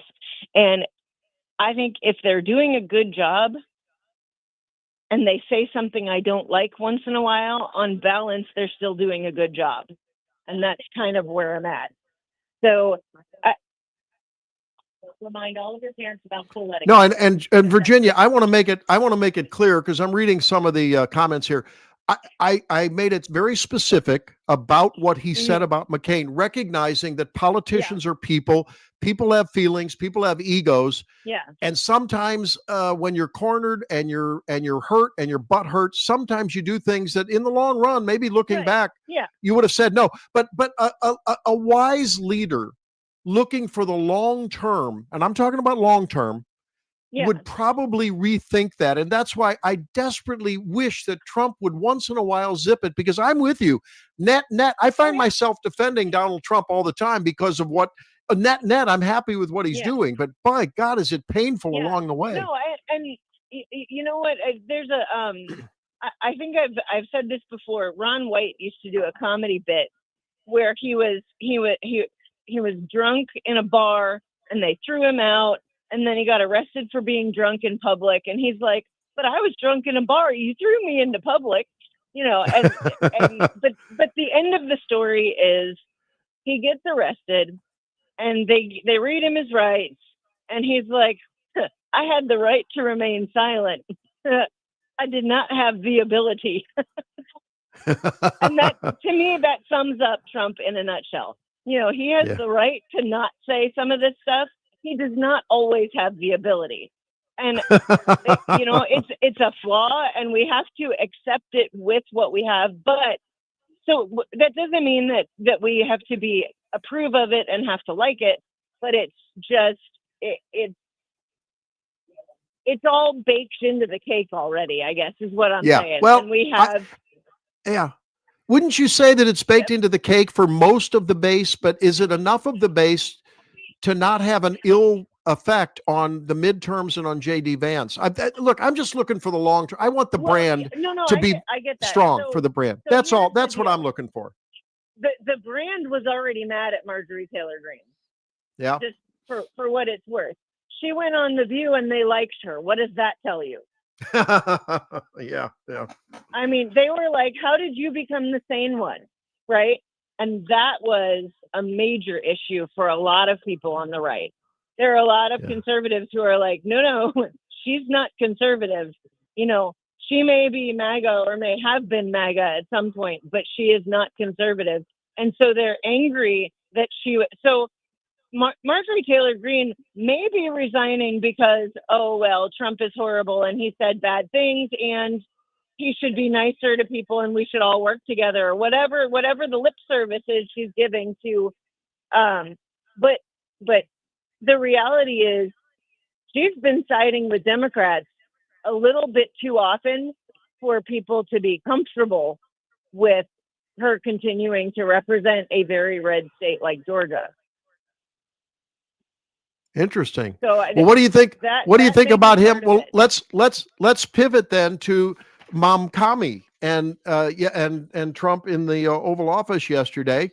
What say you about what appears to be a very friendly, cordial, and he called Momkami a rational person, and which he is. He's just misguided. But what do you think of that? So Trump operates in New York, very heavily in New York. I think you're aware, as a businessman outside. So he may be playing the long game here and thinking, look, if I'm friendly with this guy, it doesn't mean he has to agree with his policies or promote anything, but he can at least. It's good to have a working relationship with the mayor of a city where you have property, especially if you have property on the scale that Trump has property. So that may be as much personal as it is professional, but it's also not a bad idea to have a working relationship with the mayor of New York City, because the reality is he probably doesn't have a working relationship with Kathy Hochul. True. And so that, and not to say that the mayor is as powerful as the governor. He's not, but it's never bad to have a working relationship with someone with whom you may be at odds with later. So, I don't think it was wrong for Trump to talk to Putin, and there were people who were mad about that. I don't think it's wrong for him to talk to Kim Jong-un. People mad about that. You don't necessarily have to agree with them, but you can still be cordial with them when you meet with them. And I think that's all he's saying there. I don't think he's saying Mamdani's going to run New York in a way I approve of. I think he's saying we were able to sit down and have a conversation, and that's a good way to start. And I think that's really all he said. Now, will there be people mad about that? Yes, because there will be people mad that he woke up and took a breath before breakfast this morning. I don't think it's going to be. I don't think his meeting with Mamdani is going to be the end of the world, and I don't think that. I don't think we're going to see. Oh my gosh! Now they're working together on everything. I don't think that's going to happen. I think they're just going to be able to talk to each other when things go wrong. Yeah. All right. Well, we'll have to see where it goes. I'm just concerned that this wonderful opportunity to restore some sense to our economy, certainly our borders have been restored, might be upset in the long run by character flaws that bubble to the top. We'll see. We'll see how that goes. I don't know. I don't know about that because I think people see Vance as all of the force that Trump operates with, without some of the character flaws that the trouble with Vance actually right now is that he's being linked to some of the kind of the alt-right personalities, and that I think that's going to hurt him more than Trump does. Yeah. Well, could be. No, you're right. No, I agree with you there. Yeah. I mean, if the GOP gets labeled with the Fuentes brand, it's all over, right? I mean, I agree with you there. And that's, I think that is something that we need to work really hard at avoiding. Could you, I wish that you would be on his inner circle of advising when it came to, like, he wants to do one of these politically Tourette's posts on Truth Social, or instead of Marjorie Trader Green, why not just call her out and say, look, she's no longer on the Trump train. The Trump train's been wildly successful. I'm really disappointed in her. Left the station and she didn't get on board, ladies. I got it. All right, let's see. Thanks very much for your input, Virginia. We'll keep following you, and I appreciate what you're saying. Totally appreciate that. Thank you. All right, well, there she is, Virginia Kruta. And for Jerome, it looks like everyone is agreeing with Virginia that Trump is absolutely justified in everything he said about John McCain. Well, look, I don't know. Well, That's maybe interesting. we can follow up the next segment because we do have a new friend on YouTube. Which, by the way, if you're a YouTube watcher, come hang out with us on Rumble instead and join the conversation. But yeah, it's a bit of a mixed bag, and I think this might be warranting a follow-up conversation. Yeah, I think we need to do that. We need to have this conversation about, look, the large body politic, the passion and the energy with which they are going to go to the polls. And is there just a little bit of some buyer's remorse among not most of us who get Trump and think Trump is, with all his flaws, is vastly better than anyone else out there. That said, as I've said before, you don't want to admit it, but we are not the ones who are going to make the difference in the midterms. It's the independents. It's those who formerly voted for maybe Obama or Biden and maybe didn't vote for Trump on the first time, but voted for him the second. Those are the people that will make the difference. And are those people being gradually more questioning over the Trump train? Let's ask that question, and maybe you guys can answer it when we come back, because I can't answer it. I'm just asking questions. 314-912-1019 on the Tobler Show. News Talk STL 1019 94.1. On the bright side, still means I was right. Free speech is alive and well in America right here. It's about time somebody stood up for true American values. What this country needs is some backbone.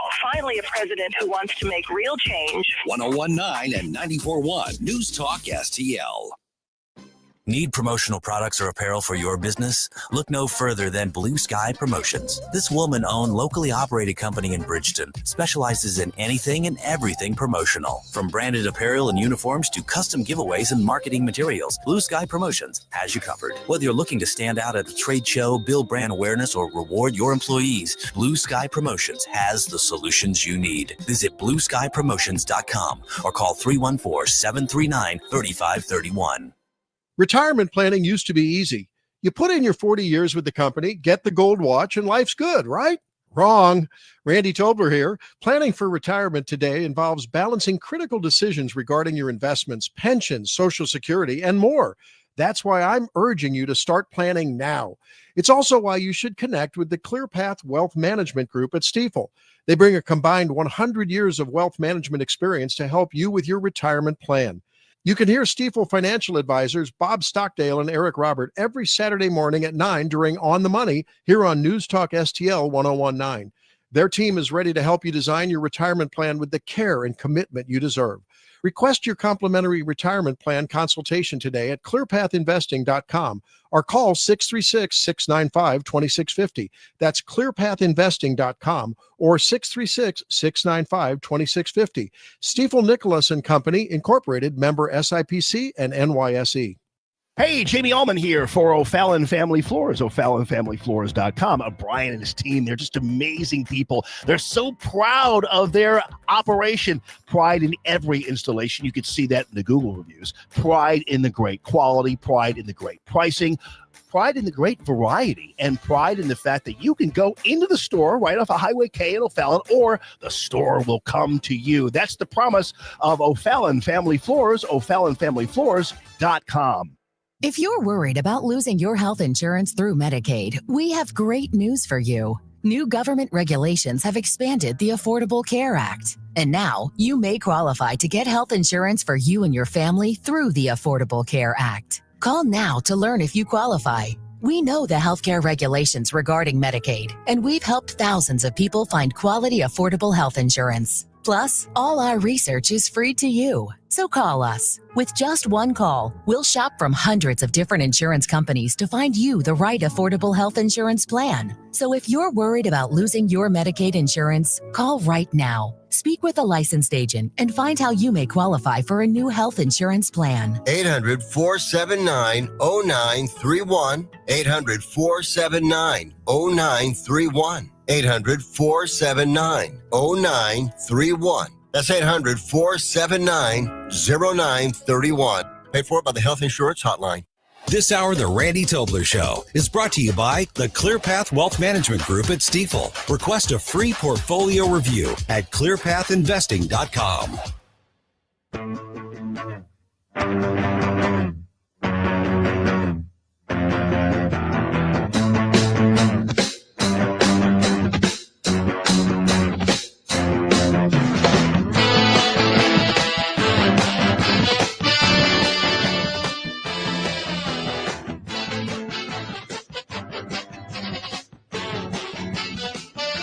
Hi, it's Ken Williams, producer and Thunder Stealer for the Vic Porcelli Show, weekdays from 9 to 11 a.m. on News Talk STL. But right now, let's get back to Randy Tobler Show on News Talk STL. You asked about your comment calling the president a fascist, and your answer was, well, President Trump and I have been clear about our positions and our views. Mm-hmm. Are you affirming that you think President Trump is a fascist? I've spoken about... That's okay. You can just say okay. Yes. So. Okay. It's easier. It's easier than explaining it. I don't mind. And I wanted to ask you also about this Ukraine plan. Yeah. President Zelensky said today that his country would risk either giving up a partner or giving up. All right. Well, that was interesting. Welcome back into the program as we're having a robust discussion in the wake of MTG resigning because she says, look, loyalty is a two-way street. I've been, with a couple of exceptions, an absolute staunch MAGA Trump supporter. And then he calls me a traitor and he wants to primary me because I disagree with him on something. As conservatives, do we think that's a reasonable stance or not? Do we think that if you're not 100% with me, you're off the train, I disown you, I cancel you? Do we think that's okay? I thought we criticized that when we talked about the Democrats and the progressives. And I thought we rejected that. But is it okay then, on the other hand, when Trump behaves that way? I think it's an interesting question. I'm just asking it. I'm asking about philosophical consistency and ideologically consistency. And then on the other, so in the wake of that, you see, well, before that, you see him buddying up and defending Mamdani. Why didn't he let Mamdani answer the question? The question was, Mr. Mamdani, do you stand by your labeling of Donald Trump as a fascist? Let the man answer the question. No, you don't have to answer that. I wanted to hear the answer. I was disappointed that Trump defended him like a damsel in distress, little Mamkami. Now, I understand the argument. Well, he's got to get along. And that made Mamkami look like a little, his son. He's got to protect him and sort of showing power and dominance. I'm not so sure. I didn't want to see hostility yesterday, but I wanted to see less than what looked like a bromance. 314-912-1019. What say you? We got a caller. Let's listen to the caller. Who's on board? Mean Gene, the dancing machine. Mean Gene, the dancing machine. Okay, Gene, let me have it. Hey, good morning. Happy Thanksgiving, all. Same to you. Long story short, due to crazy life activities, I have not had my head deeply into the Tommy meeting with Trump. But yeah, sometimes it bugs the stew out of me when people pose a question and then not let somebody answer it. It's like, wait a minute, we're trying to have an understanding of what's going on here, and you need to hear both sides. But to sum up my thought on it, I'm wondering if Trump is laying the groundwork to pull the rug out from under him later. I don't know. It's a good question. And again, I'm not the one sitting in the Oval Office. I didn't achieve presidency. I'm not worth billions. I didn't build Mar-a-Lago. So what do I know? But I want desperately for Trump to be even more successful than he is. And I think a lot of people in his base, and maybe some who are, semi-Trump MAGA people, but not totally MAGA people, may look at that and say, wait a minute, just a week or two ago, you called the guy a communist. And now you're defending him when he has to answer for calling you a fascist. And suddenly it's buddy, buddy, buddy. Now, I think Momkami is probably getting the same criticism from his flank. I get that. I don't know. I want Trump to be successful. In order to be successful, he has to win the swing states. And in order to win the swing states, he's got to win voters that aren't you and me and most of the people listening to this program. Right? Yeah, that's true. And I'm looking at the polls, and I'm looking at the new Fox poll, and it ain't looking good for the Trump train or whatever you want to call the current conservative /GOP /MAGA movement. It's not looking good. And it doesn't help when a lot of those people who occasionally listen to NPR, they maybe occasionally flip to CNN. When those people see Donald Trump calling someone in his own train a traitor, right? And on the other hand, buddying up to someone who we know is a self-avowed communist, not a socialist, he's a communist, who celebrates the Palestinians and has said not one word about Nigerian Christians being murdered by the tens of thousands. And it was just reported that a whole 300 in a Catholic school, along with their teachers, were kidnapped. Where's Mamdani on that? Yeah, that's true. And all this stuff has just got to get straightened out. And I think from a voter standpoint for midterms, people are going to vote their pocketbook, and trying to change this battleship of an economy around. Trump's policies are going to take quite a while to see positive results from. And unfortunately, any more people are too impatient. It's the Amazon got to have it now yesterday kind of thing. And I hope they're not the electorate. Bingo. It's not going to shoot themselves in the foot and then vote in a mess. I think you know where I'm going with that. Well said. Well said. Thanks, Gene. We have another caller on the line on the Tolbert Show this morning.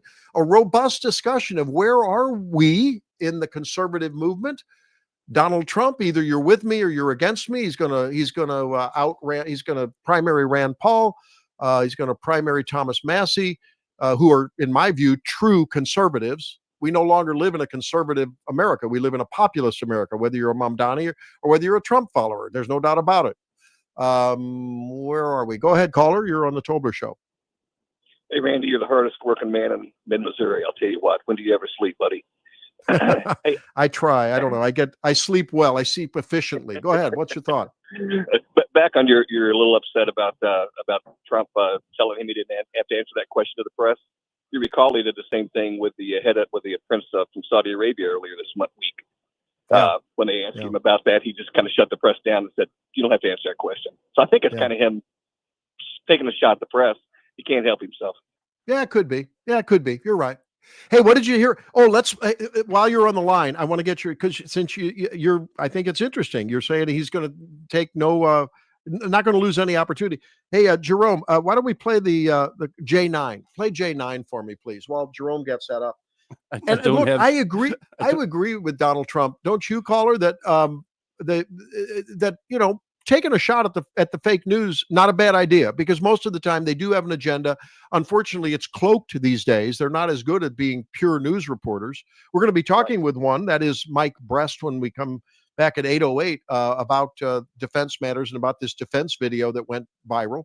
You got that, Jerome? Play it. You told me you said you were going to forward them to me, but you did not. So I don't have the I J didn't. clips. Oh. Yeah. Okay. So he was at bad. He was my fault. He was at a gaggle on Air Force One, and a reporter sort of wanted to double back and asked her, after she'd asked a question, another person asked a question, and then a reporter from ABC, I believe it was, or was it AP, came back and asked him about something, and he said he said Piggy, hey Piggy. And it's been said that he was denigrating her and fat shaming her. She's not an overweight reporter. I think it was about Miss Piggy being sort of from Sesame Street, being boisterous and, sort of overbearing. And that's apparently what it's about. But there's an example of where he sort of goes overboard on personalizing things, in my opinion. What do you think, caller? Yeah, I think the case can be made there, but I think it's also, they look for anything at all that they can to try to ram down his throat. Yeah, you're right. Like you say, he could cure cancer, and they'd say, well, they wouldn't take it because he came up with a cure. I'd love to see him realize that he doesn't need to load the gun for the other side, because there's a lot of people willing to fire that gun, and politically, rhetorically, and hurt him among people in the middle that will make the difference. That's my point. Okay. All right. Hey, thanks for the call. Appreciate it. Take care. All right, you too. Thanks for the call. Well, I guess we've stirred it up a little bit. We'll continue to talk about this and the Democratic video that Trump said seditious and needs to be punished by death at 8:05. Stay tuned.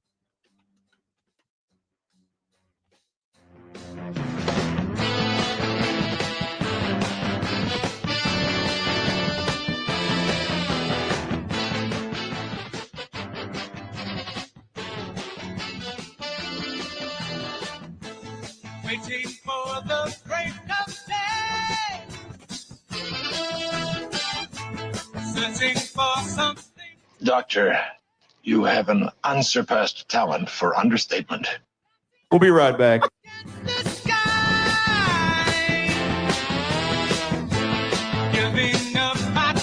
Hey, it's Susie Moore with a reminder that for 20 years, Harpo's Chesterfield has been the heart of West County's fun. With their award-winning patio, voted best in West County, and excellent sports bar atmosphere, Harpo's is your one-stop destination. The mouth-watering menu has made them famous throughout St. Louis. Plus, they've got great drink specials and the friendliest, most energetic staff around. Whether you're dining in or carrying out, Harpo's delivers fun, food, and drinks like no one else. Harpo's Chesterfield. Call 636-537-1970 or visit harposstl.com. Winter's coming fast. Is your furnace ready? Johnson Heating and Cooling is here to help. Get our complete furnace checkup for just $99. We'll check for gas leaks, inspect electrical connections, and examine your flue to keep your family safe and warm.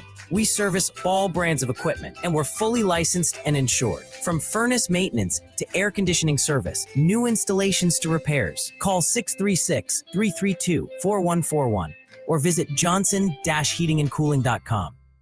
Jeffco Patriot Radio. Hey guys, Jefferson County Councilman Billy Crow here from Jeffco Patriot Radio. On behalf of Tim Jones and I just want to thank you for making Jeffco Patriot Radio the #1 listened to show on Sundays here on News Talk STL, where we dive into all the things happening in and around Jefferson County. Check Tim Jones and I out on Jeffco Patriot Radio this and every Sunday at high noon here on 101.9, 94.1 News Talk STL. Jeffco Patriot Radio.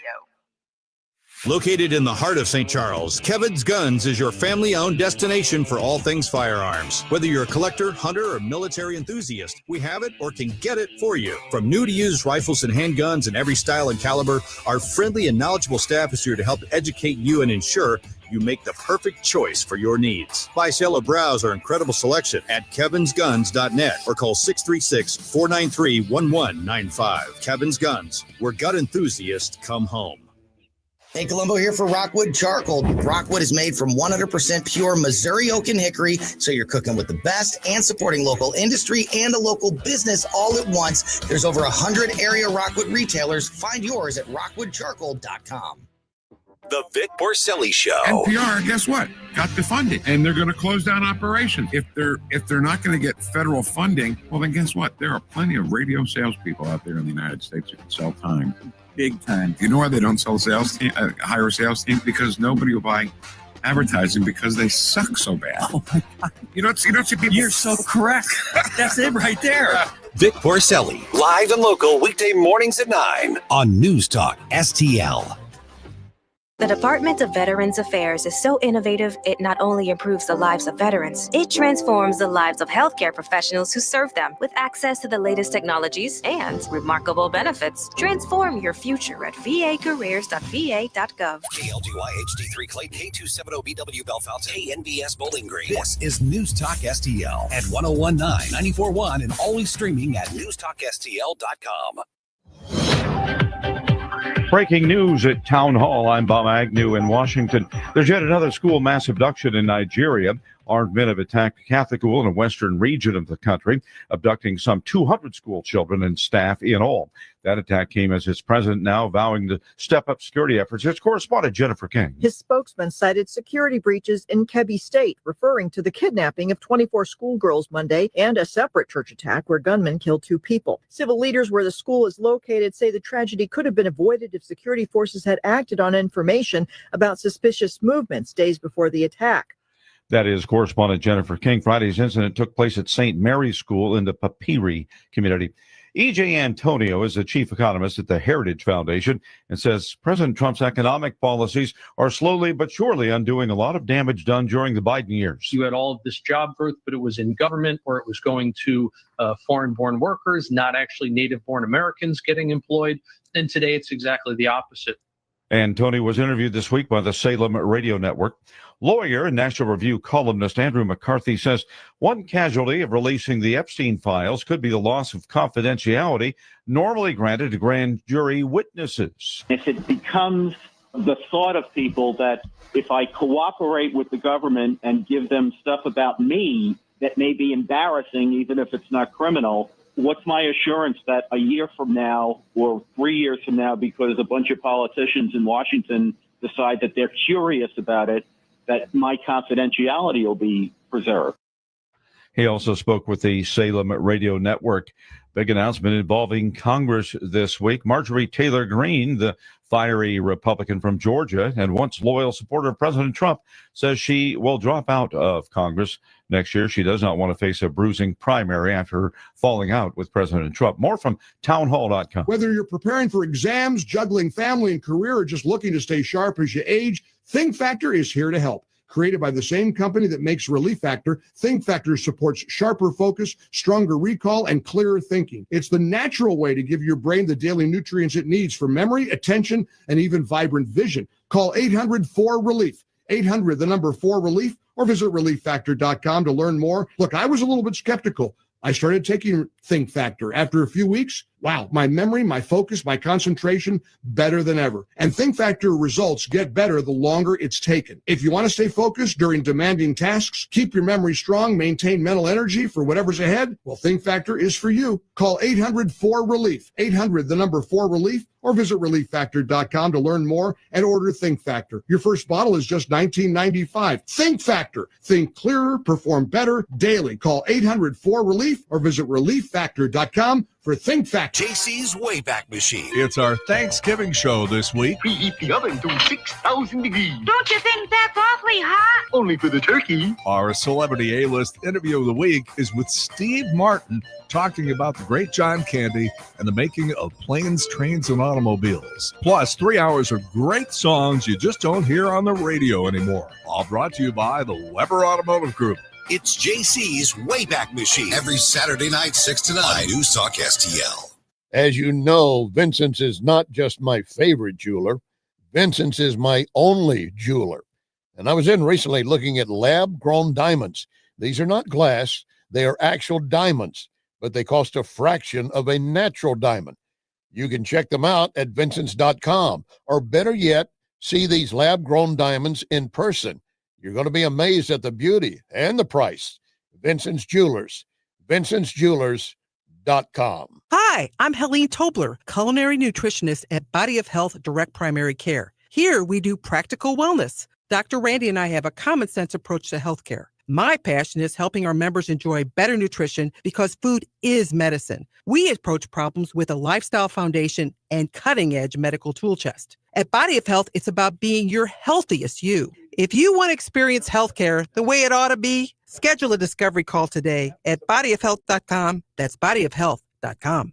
Looking for the best selection of firearms in the St. Louis region? Drive to Osage County Guns. Conveniently located off I-70, just 25 minutes from St. Charles. We've got thousands of guns in stock, the largest selection of handguns, rifles, and shotguns around. Trade in or sell your old guns for cash and shop our wide variety of premium Winchester ammunition made right here in the USA. Visit us online at ocgmo.com, or better yet, make the drive to Osage County Guns and see why we're the St. Louis region's favorite.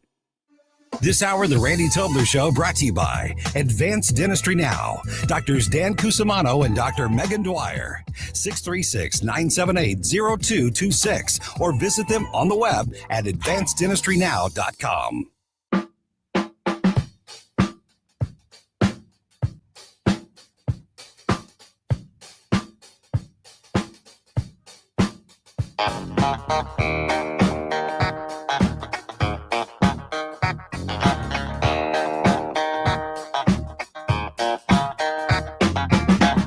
Randy Tobler, Truth Warrior, Woke Destroyer, on News Talk STL. Watch us on our live stream using Rumble, Facebook, and Twitter. This is News Talk STL. Americans trust their military. But that trust is at risk. This administration is pitting our uniformed military And intelligence community professionals against American citizens. Right now, the threats to our Constitution aren't just coming from abroad, but from right here at home. Our laws are clear. You can refuse illegal orders. Well, there was that video, that a portion of that video where Senator Kelly and Senator Slotkin and Representative Crow and others came on and said, well, you know, if you think an order is illegal and unlawful, you have not only a right, but the obligation, the very duty to say no. And that sparked a controversy, which then, of course, was lit by Donald Trump when he posted on Truth Social that they are seditious and that's punishable by death. And then Schumer came out and said, we're all under threat, and on and on and on. And so we will be following this and want to know your opinion on what this means.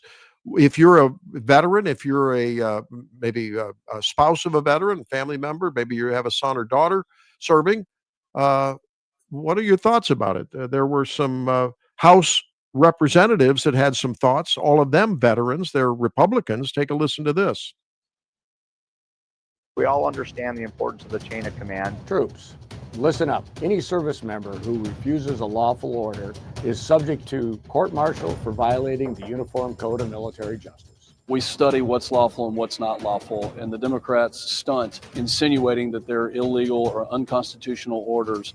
It's downright dangerous. It is corrosive. It is meant to weaken our country and weaken the military. Do not give in. Stand firm in your duty. Protect the American populace from an enemy that would do us harm. That's the right thing to do, and that is a lawful order. Your commitment to this nation is vital. Stay focused on the mission, defend the Constitution, and remember the oath we took to defend America. Remember the promise we made. So help us God. So help me God. So help me God. So help me God. Well, having not served and having not been trained on what is clearly and strictly the duty of a service member to just say no when they're given an order that's illegal, with said order being clearly defined, I'm on shaky grounds to comment on this, okay? Going there.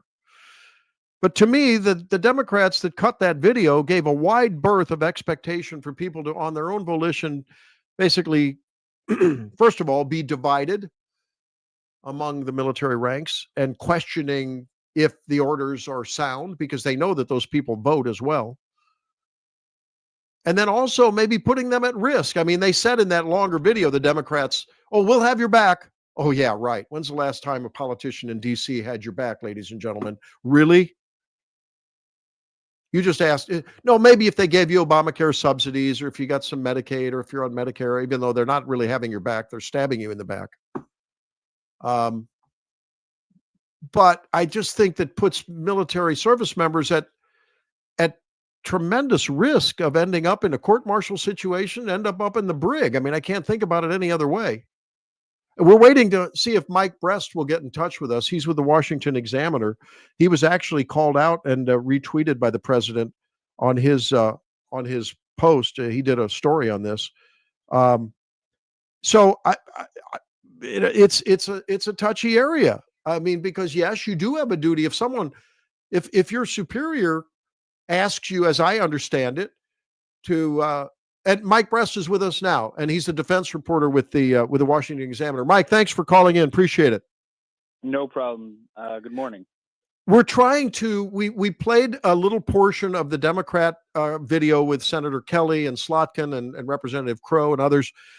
A little bit of that, basically saying it's your duty to disobey what they said was an unlawful order. And I guess, that was what set off the fuse. And then Trump said that that's seditious and it's punishable by death. And then the Democrats are all up in arms saying, well, now he's threatened the entire Congress and on and on. Okay. What has your report? And by the way, Trump, as I understand it, didn't Trump retweet your on Truth Social? Didn't he retweet your post, your story on this? Yeah. Hey, that's big. That's big time. That shows a lot of respect. Good for you. He won't be calling you fake news anytime soon, Mike. That's one thing. I hope not. And thank you. All right. So let's frame this. I'm not a military member, but apparently they're one of the first things they learn in boot camp is what is an unlawful order, firing on civilians, or being ordered to fire on civilians. What other things would be considered an unlawful order based on the JCJ, or whatever, the Unified Justice Code. And where are they potentially at risk, service members who have heard this, at maybe then making their own interpretation? That's where I think the argument lies. You bring up a great point. And so I think it's important to know and to note that service members from almost the day they enlist until the day they retire are taught training on this because they're given orders every single day. So this is not new to them, this idea that they have to distinguish or be able to distinguish between a lawful and an unlawful order. And a big reason behind that is because service members can be held legally and personally responsible under the Uniform Code of Justice if they carry out an illegal order. And so that has some historical precedent and legal precedent in the United States dating back to post-Vietnam War. And so service members can be given all types of orders. And so for some context, the things that came to my mind when I heard this video were about the National Guard being deployed to American cities, which is something that is, even though it's ongoing, it's something that is also going on through the court systems as local governments try and prevent the deployments or stop the deployments. And so I think for the example of them going into inner cities, U.S. military service members, especially the National Guard, are given some training on crowd control in terms of the National Guard, but they aren't designed to do law enforcement. And so there are different rules of engagement for a service member who is overseas in a war zone than there would be for a police officer in America. Mm-hmm. And so that's one area where I think it comes into play. And then there's also the thing that came to mind with what's going on now in the Caribbean with these U.S. strikes on these drug boats and with the threat of potential escalation with strikes on Venezuela. And so there are a whole lot of laws about who is legally allowed to be targeted with lethal force by the military. And so the administration maintains their belief that this mission is entirely within the president's rights as the commander-in-chief. However, there have been legal arguments made by experts that there are concerns that this is excessive force targeting these boats because they don't necessarily pose an imminent threat to Americans or to the service members in the area themselves. And so while the administration firmly believes they are on solid ground in those operations, the Justice Department has sought an internal opinion on whether or not any of these soldiers could be held responsible later on. And so those are just two examples that come to mind where the thought or possibility of an illegal order being given, where my mind went, but I'm also not a lawyer, so I can't really qualify make a determination on any such order. Yeah, and I guess, Mike, where I think a lot of us would think about in view of what you've said, what I heard you say sort of repeatedly there, and I agree with you, is, wow, even the lawyers are arguing about this. So how would you expect a young, excuse me, a young guy or gal? Well, the gal wouldn't have stubble on her face and having to shave, but you know what I mean. A guy who's just beginning to grow facial hair and, 19, 20 years old, I think there's a vast difference between knowing that if my commander tells me to go shoot on a coffee shop in Harlem where there's allegedly something going on, and these are civilians, right? I mean, that's clearly not, that's an illegal order, right? I mean, that's clearly, versus having a presence outside a federal building. I think that I'm going to be confused when I hear Mark Kelly or Senator Slotkin say, well, we think it's illegal, wink, wink. And, if you think it's illegal, just say no. I mean, I just think it's an unfair expectation to have a young service member or maybe an older service member try to sort that out on their own and potentially giving them permission to be a political pawn of the Democrats. On the other hand, I would argue that maybe Donald Trump's overboard when he suggests that just asking people to obey the law, the Uniform Code of Justice, which is what they're claiming and could be argued based on the actual content of that video. I don't know that all of a sudden that jumps to seditious behavior. I mean, they're not organizing these people. They're not telling them which law to disobey. So I don't know. It just seems like on both sides, there's maybe a little culpability here to me. I don't know. I think you're right, where I think there's a little bit of politics at play, where the Democrats who produced this video knew what they were doing in terms of bringing attention to the way the president is using the military and how it differs from previous administrations. And I think they were intentionally vague so that you and I and the audience would be talking about it now several days later. I think the president, trying to, the way he responded with such aggression only sort of threw gasoline on the story to make it an even bigger story than it was. Yeah. I can't agree with you more. And I think in this time, I just continue to be amused, although I think maybe sometimes I am a little frightened that in this political environment and in this time of political violence, it reminds me when I was a single-digit youngin' back in the late 60s.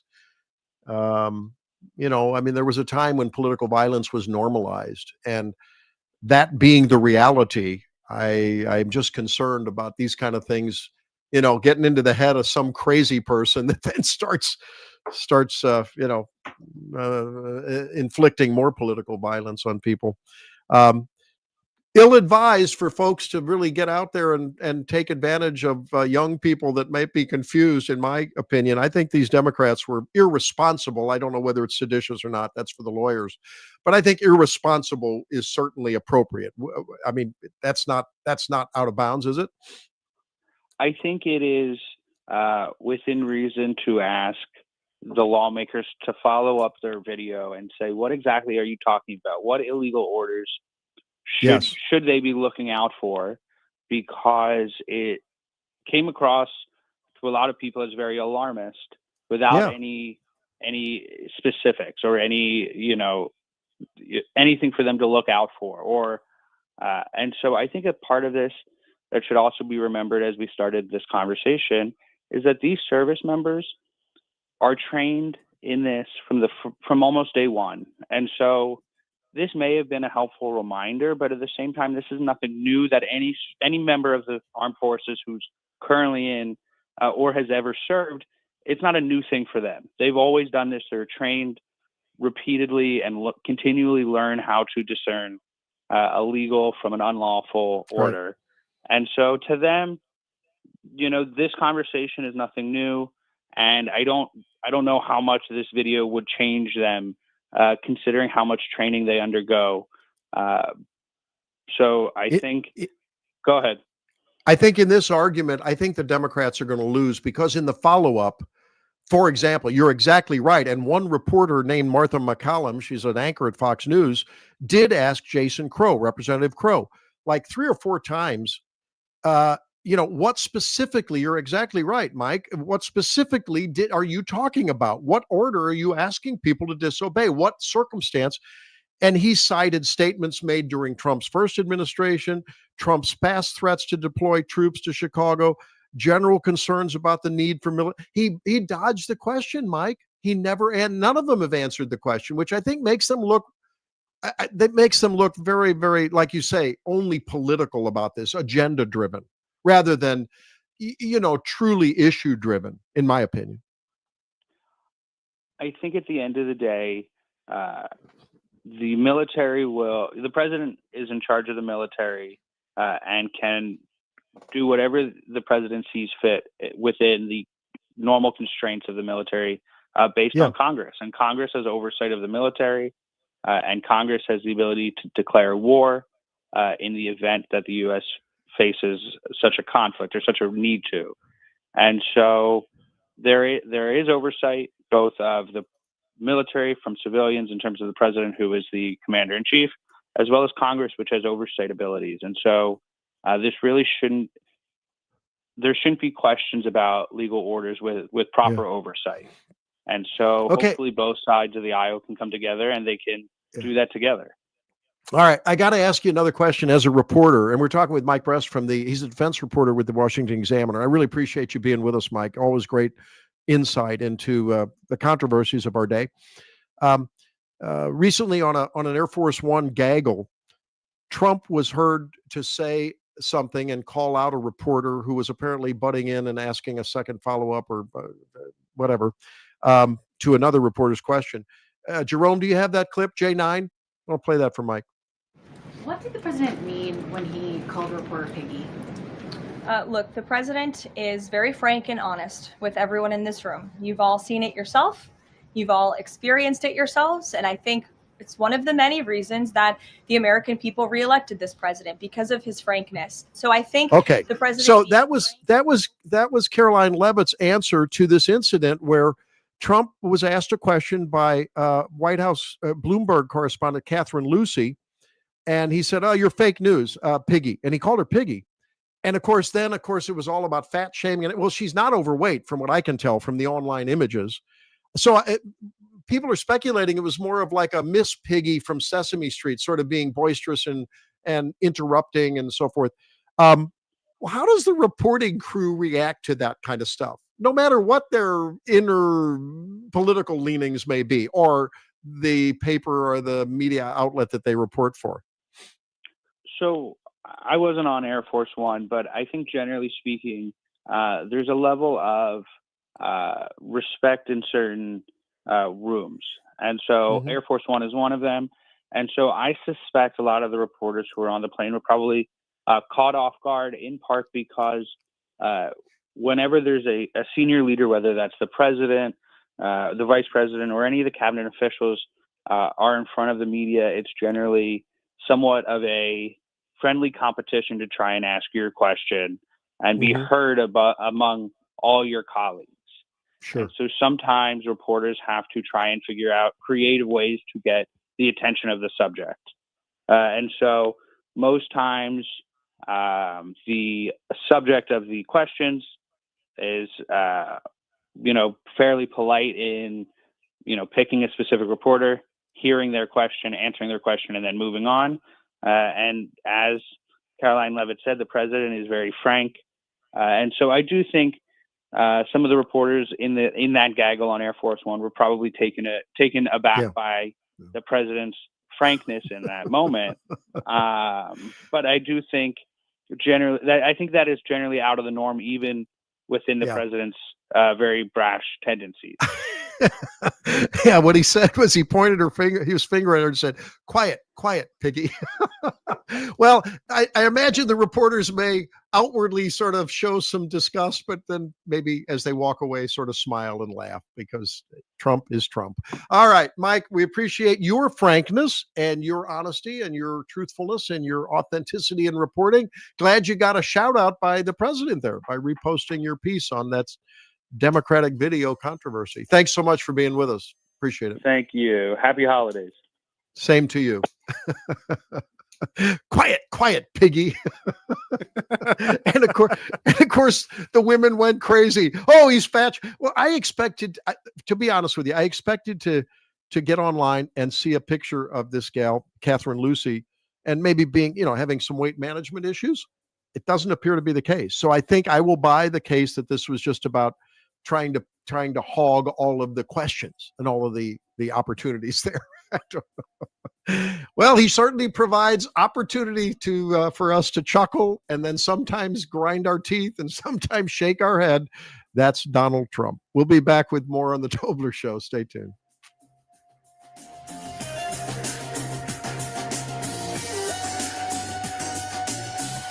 Are you being intentionally dense? Huh? All the information I need on the drive to work. Mike Ferguson in the morning. I keep it on throughout the day, whether it's local, national, or something big that's happening overseas. News, analysis, and opinion. St. Louis is #1 for conservative talk. News Talk STL. Yes, it's been really hot and humid, but fall and winter right around the corner. Tim Jones here to tell you, time to get a hold of Chad Hansen and the gang at Hansen's Tree Service for your home or your business. Grinding, land clearing, green waste recycling, tree consulting, removal, or pruning. The organic mulch from Hansen's a wonderful addition to beautify and spruce up all your landscape beds. They offer substantial volume discounts for bulk orders and emergency tree removal. Just go to hansenstree.com. That's hansenstree.com. Cooking a pizza using coal? That's creating an amazing pizza. Only one place to get it.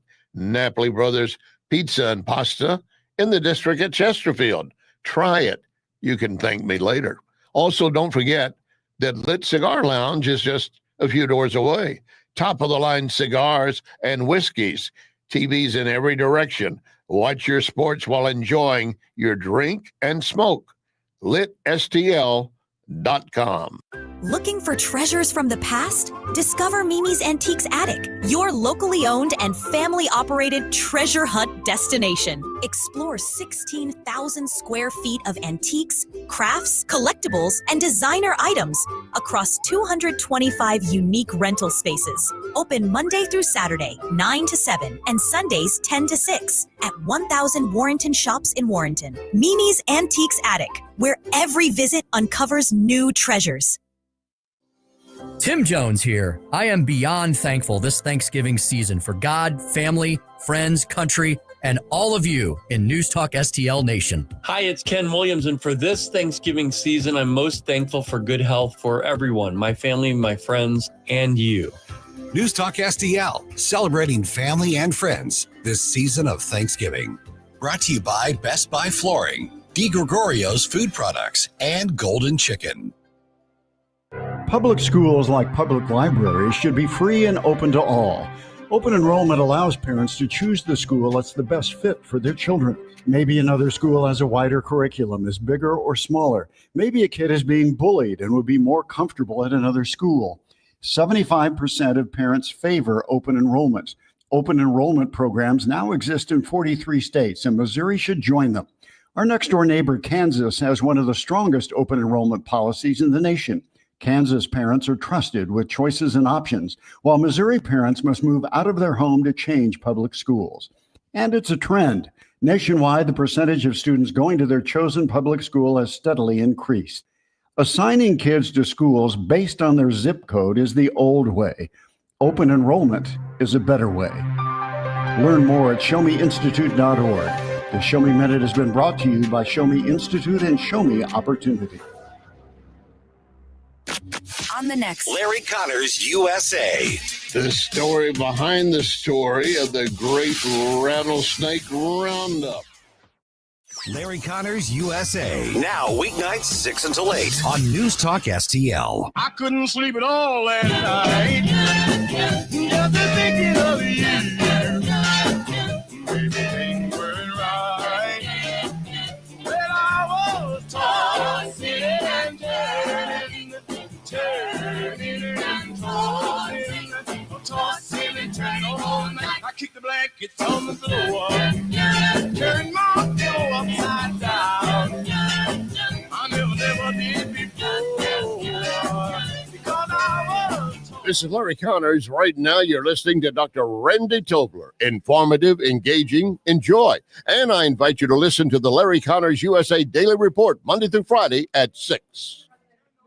Stefanik has campaigned multiple times by calling Zohran Mamdani a jihadist. Do you think you're standing next to a jihadist right now in the Oval Office? No, I don't, but she's out there campaigning, and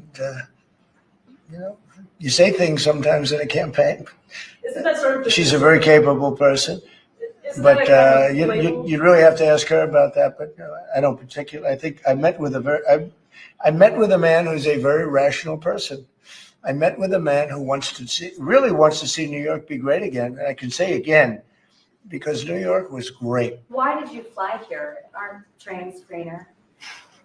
I'll use every form of transit, and I want to make sure that they're all affordable in New York City, and that's why making buses fast and free is a centerpiece of our campaign. All right. Well, this is a little bit of a highlight reel with the Mamdani and Trump meeting yesterday, where I think a lot of people were astounded that Trump was very, very friendly to him, which, that's fine. That's, in a way, you could say that's presidential. That's fine.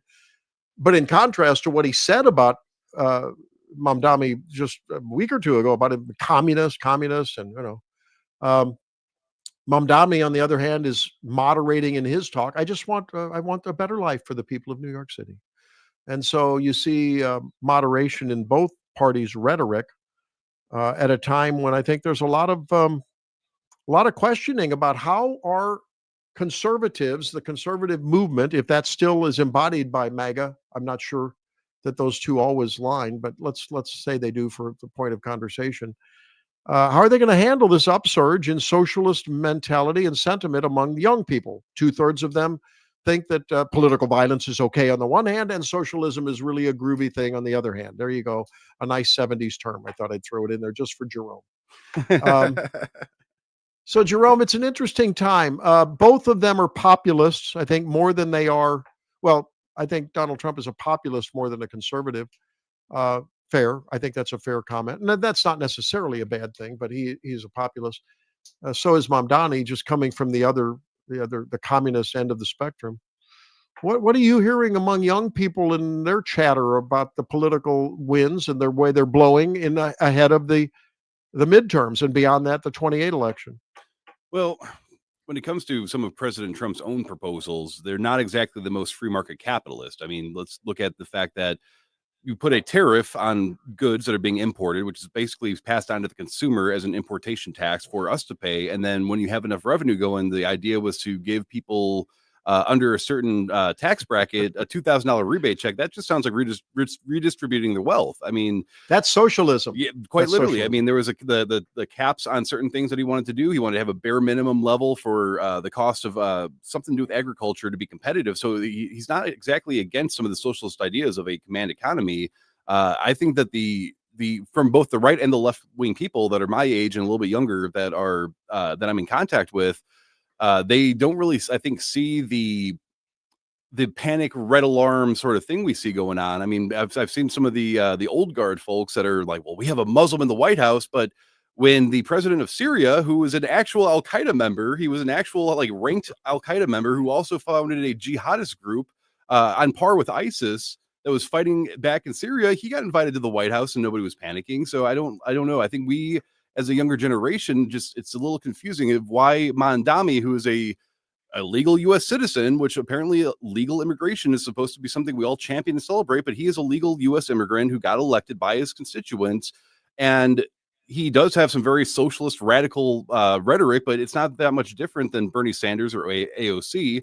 And in terms of the implication of it, I think that people don't know what a mayor does, so they think he's got more power than he does, but the panic and the outrage and how dare he? We have a Muslim running New York City and all. It's like, but look at who else we're inviting to the White House. Look at President Trump's own policies. What am I supposed to be outraged about? It either works. How about or it doesn't. MBS? Yes. How about MBS in the White House? Right. Yeah.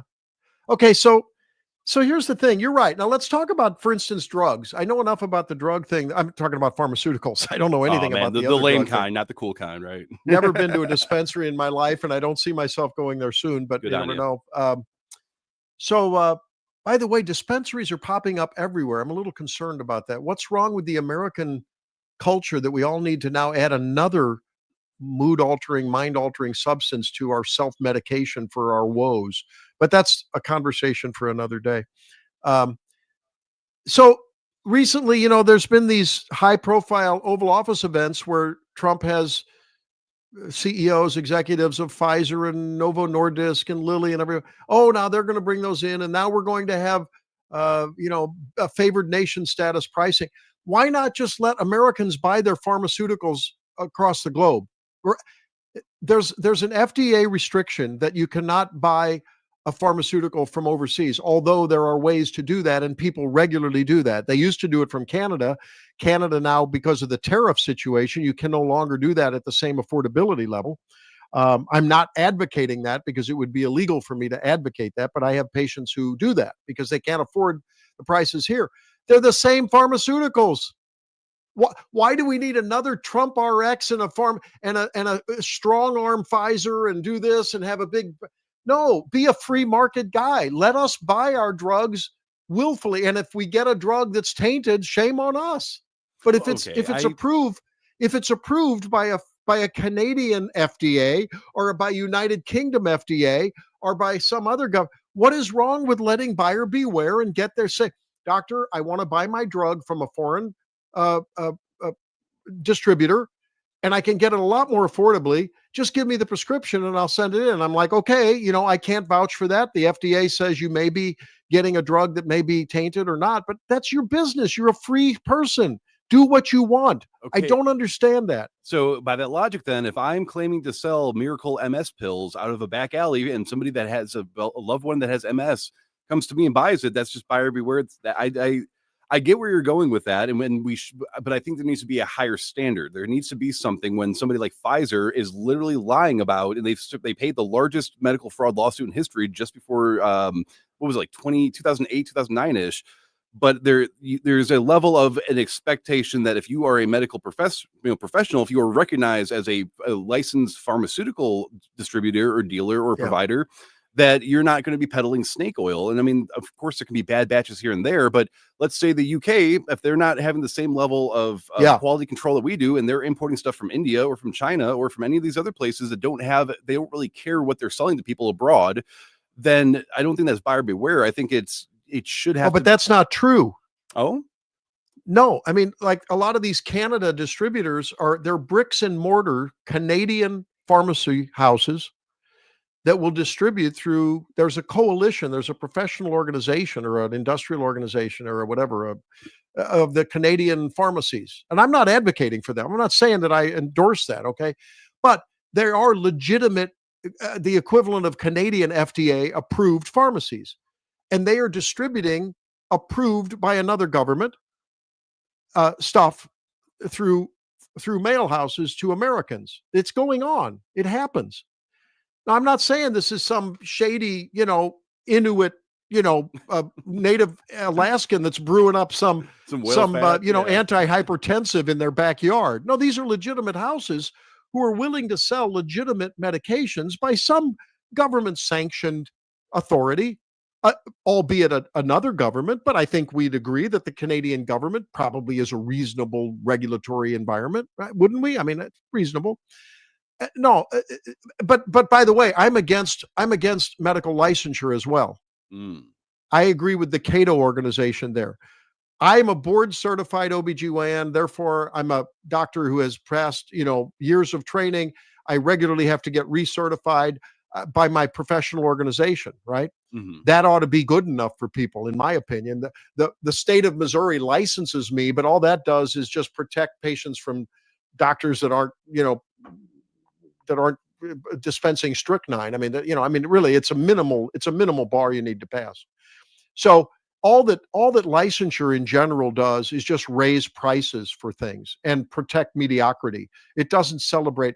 Look, I'm happy if a union plumber sanctioned that's gone through an internship and a residency and a whatever, I'm happy that guy, I feel good about it. If on the other hand, I have several references by a guy that's a non-union plumber, whether he's licensed or not, does great work for a half a dozen of my friends, why does that guy need to be a licensed plumber?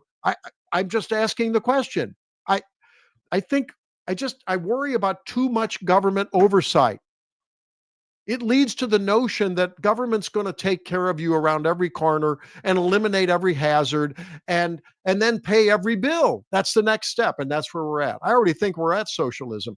That's why I think people have come to expect the Mamdamis and the Sanders and the AOCs of the world to, hey, you know what? I sort of like this socialist atmosphere where, government gives me Medicaid, they give me EBT, they give me this, they give me that. Yeah, I want even more of it. I want even more of it. And to our discussion with John Tamny early, he said, we've become dependent on having a nice life, but now we're starting to shoot the messenger and the creator of that nice life, which is the creators of wealth that are enormously wealthy, but they keep our flat screens keep going down, down, down on price. Our phones keep going down, down, down. That's the reason that competition has worked very well, by the way, in the LASIK industry. It's not covered by insurance. LASIK surgery has gone down and down and down and down over the years. Botox goes down and down and down over the years because it's not regulated well and it's sort of available. I'm a free market guy. And yes, but here's the other thing. Without a swift, certain, and severe punishment for criminality, if that backstreet guy gives you some MS drug that you decided to buy and hurts you, that guy ought to be thrown in jail and absolutely maybe hung by his knuckles, right? I mean, that's the problem. We have a fault in our justice system. So anyway, this is a larger discussion. What do you have to say, Jerome? Well, I just wanted to point out one of the things that you sort of touched on there when it regards to the way that socialisms want all of our bills paid by the government. I mean, you were absolutely correct. So we call it crony capitalism, but the old school term would have been corporatism. And if you look at what corporatism is, and the actual definition of it, and you look at how the American economy works, it's undeniable that for at least probably as long as you've been along, if not longer, but for the good chunk of the 20th century into the 21st century, corporatism has been the way our economics work. And the natural progression of that is socialism, because when when us peasants start feeling like we're not being representative, we don't have leveraging power with the people we work for, we don't have leveraging power with our own government, the people that run the companies are the same people paying the campaigns to get people elected, and there's nothing we can do about that, then the only sort of outlet that people naturally they seem to come to is, well, let's try to elect a guy that's at least talking about sharing, right? And that's why I think Mamdani and Sanders and AOC and whoever else is out there, because I try not to indoctrinate myself by accident with socialist gobbledygook, but at the end of the day, I think that is why we're seeing this, is that we have, again, people my age, we don't remember what it's like to have gas be $1.25 and be able to drive around and throw styrofoam, stuff out the window and eat a Big Mac for 25 cents. We know that it's been a dumpster fire for the entire time we've had any sort of representation or ability to vote. Since we've been in the work field, it's been pretty much a dumpster fire. We see record profits from all these major corporations that are also saying, by the way, we're going to lay off tens of thousands of workers for H-1B visas and for AI. But by the way, pull yourself by your bootstrap, starter homes are no longer a thing, so you're stuck in a renter's economy. And then when we bring these up as actual legitimate complaints, then we're told we'll stop crying about it. Back in my day, I did. Well, your day is not my day. So I think that's why we're seeing the rise in socialism. Why are starter homes so expensive? It's because the government got in the business of backing mortgages. Yep. If that was a free market, if the lending market was a free market and very lightly regulated, and by the way, if someone scammed someone, again, they would be hung out to dry. And I mean that literally. We have a serious deficit with accountability in this country. And instead, we think we can pre-regulate misbehavior. You're never going to do that. Criminals are going to find a way around it. And if we touch them lightly with their accountability, they're going to continue to find ways around it. And we've got to fix that first before much else is going to change. All right. Well, it looks like this. Did we run late on this segment? It was worth it. That's producer Jerome saying it was worth it. I hope you found it worth it. I hope you'll find it worthwhile to continue listening on the other side, because you're going to hear me play one of my new favorite congressmen. You know, John Kennedy is one of my favorite guys on the Senate side. I now have a new favorite soundbite dude on the representative side, on the House side. Stay tuned for that.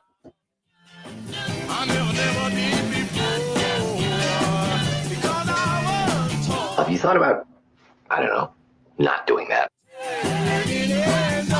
Number one for live and local conservative talk. All of these collaborators should be shaved, pajamaed, and spit on. People that may be a little off balance are hearing these, quote, leaders. 1019 and 94.1 News Talk STL. Hey, it's Vic Porcelli here with our great friend Chris Cooper from Serenity Wealth Management. Hi, Chris. How are you, Vic? I don't want to put anybody else down, but when you go up and visit you at Serenity Wealth, your place looks like home. So a lot of financial advisory offices, they have, the big mahogany desk or the big marble entryways and things like that. The stock market channel on the TV when you walk in the door, right? That doesn't really drive a good conversation. Good financial guidance and advice starts with a good conversation. People are nervous. People are afraid to talk about finances, right? And so you can see a little standoffish. Well, my objective is to try to have a good, casual conversation. By having those conversations about life, goals, objectives, it's what makes me understand what our financials are supposed to fund. So if somebody does want to have a good conversation, how do they do that? How do they find you? Our website is the best way to do that, because you can get all the information you need, understand where we are, get a little bit more information, all that. SerenityWealthNow.com. Reach out to Chris and Stacy today at SerenityWealthNow.com. Investment advice offered through Fortis Capital Advisors, LLC. Life's legal challenges deserve experienced representation. For over 15 years, Cole Combs Attorney at Law has been serving St. Charles and surrounding counties with comprehensive legal expertise. From tax preparation and estate planning to family law and criminal defense, Cole delivers personalized solutions for your unique situation. We have traffic tickets, need a business formation, real estate matters, one call will handle it all. Cole O. Combs Attorney at Law. Call 636-949-0010, extension 3 today, or visit colecombs-law.com. Yo, this is Vic. Vic for Vets is proudly honoring our veterans. Every Wednesday at 11:05, you'll hear about that day's honoree and their incredible service to our country. Hi, it's Ken. You want to nominate a veteran? Send their name, service information, and story to me, Ken, at newstalkstl.com. Brought to you by Alamo Military Collectibles and Monocle's Pizza. Together, let's celebrate the heroes in our community. Vic for Vets, where honor meets gratitude. When water troubles strike, call the family you can trust. Tim Jones here for Ambassador Plumbing, serving our community since 2018 with 25 years of master plumbing expertise from Tim Morris and his handpicked team. Whether it's a simple faucet repair or a complete bathroom remodel, if water runs to it or through it, they do it. From residential service calls to commercial to new construction, the folks at Ambassador are your neighbors treating you like family. Ambassador Plumbing, where faith meets craftsmanship. 636-383-6932 or ambassadorplumbing.com. That's ambassadorplumbing.com. Craving authentic Cuban flavors?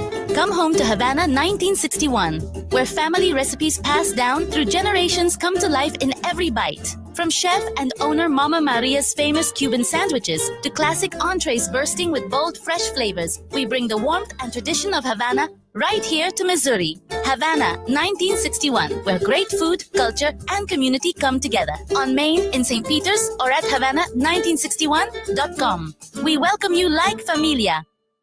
This hour, The Randy Tobler Show, brought to you by Advanced Dentistry Now. Doctors Dan Cusimano and Dr. Megan Dwyer.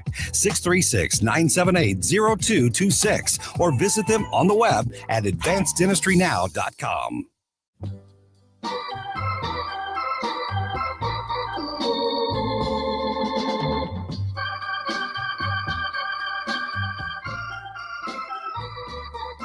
That's life. That's life. That's what all the people say.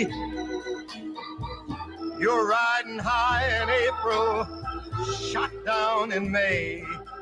But I know I'm gonna change that tune.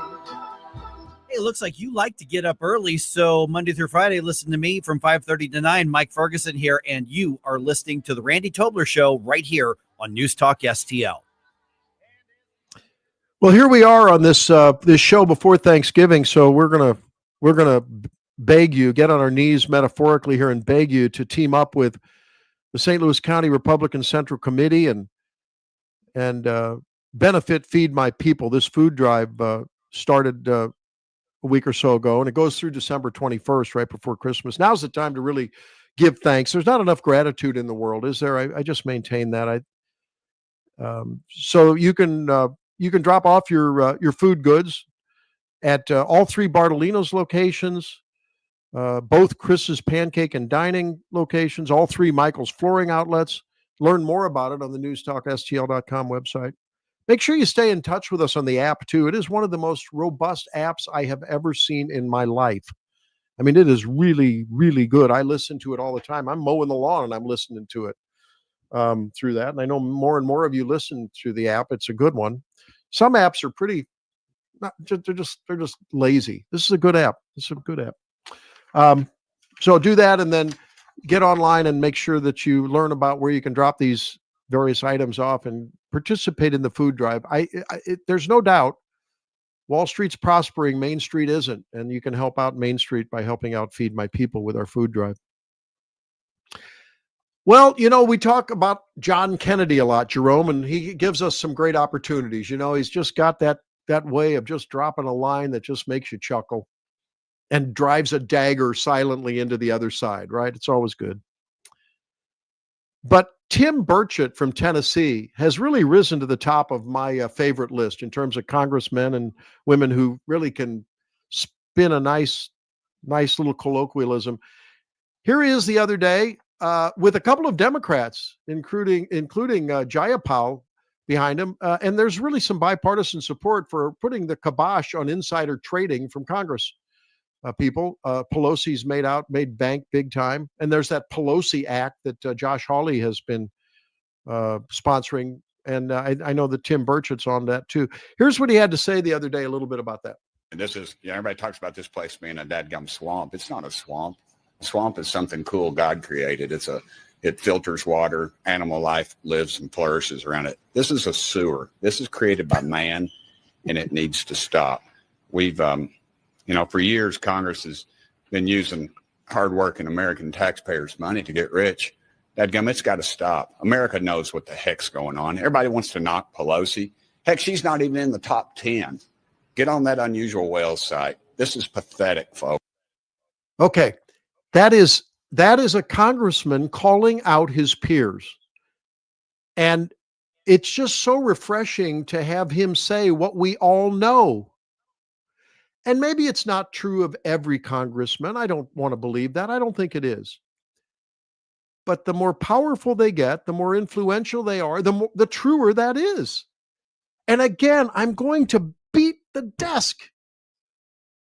When are the American people going to understand that we can solve our problems at the municipal, county, and state level 95 times out of 100, and we don't need to abdicate our power to the federal government, because power corrupts altogether now.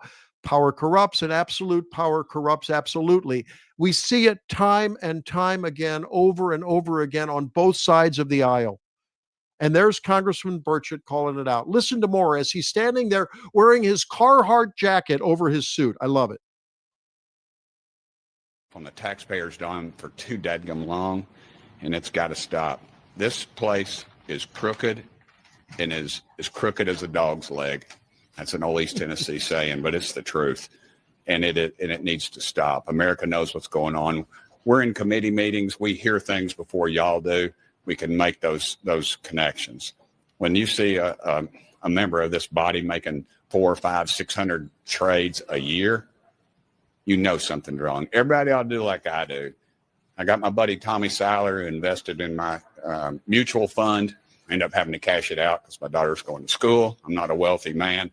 But look, this thing is broken and it needs to be fixed. And this is the right avenue to do it. And I want to say something. I'm going to get these guys mad at me, but I really don't care because they can't vote in my district. This thing ain't going to pass. If we're going to pass something in the House, and then guess what? The Senate will either, one, not take it up, or they'll come back in righteous indignation and say, oh, we need to make this stronger. Something totally ridiculous, and they'll send it back to us. Right. This is a scam. Now, if that doesn't warm your heart ahead of Thanksgiving, when you're going to get together with family and you're all going to recognize that it's we the people interacting with we the people day by day, minute by minute, transaction by transaction that creates a prosperous and in all ways good American life. I think that you'll appreciate how he says it so right. And we've got to be careful. We got to keep tabs on him. We have to have a foundational distrust of everyone in power at all levels, especially at the federal level, because you're so distant from them and you're so diluted by those fringes on the left and the right coast who don't understand what true conservatism is. Well, there are people getting together with people, and I want to share with you this little final clip. This is clip 9, Jerome. Saw this on my daughter shared this with me, and it was really about how we, the people interacting at our very granular base level, is what makes a difference.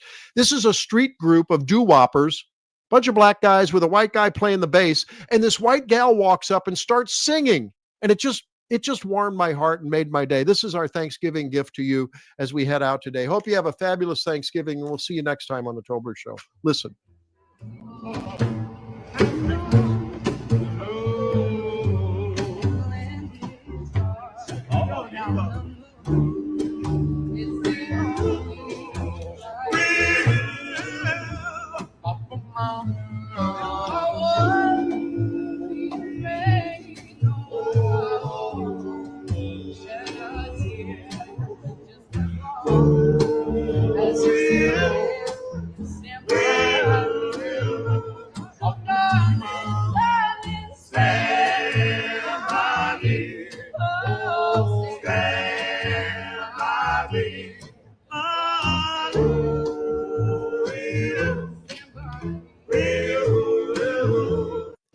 You ready? Hope you guys have a wonderful Thanksgiving, a little healing going on here in New York City. Hope that you have that around your Thanksgiving table. See you next time.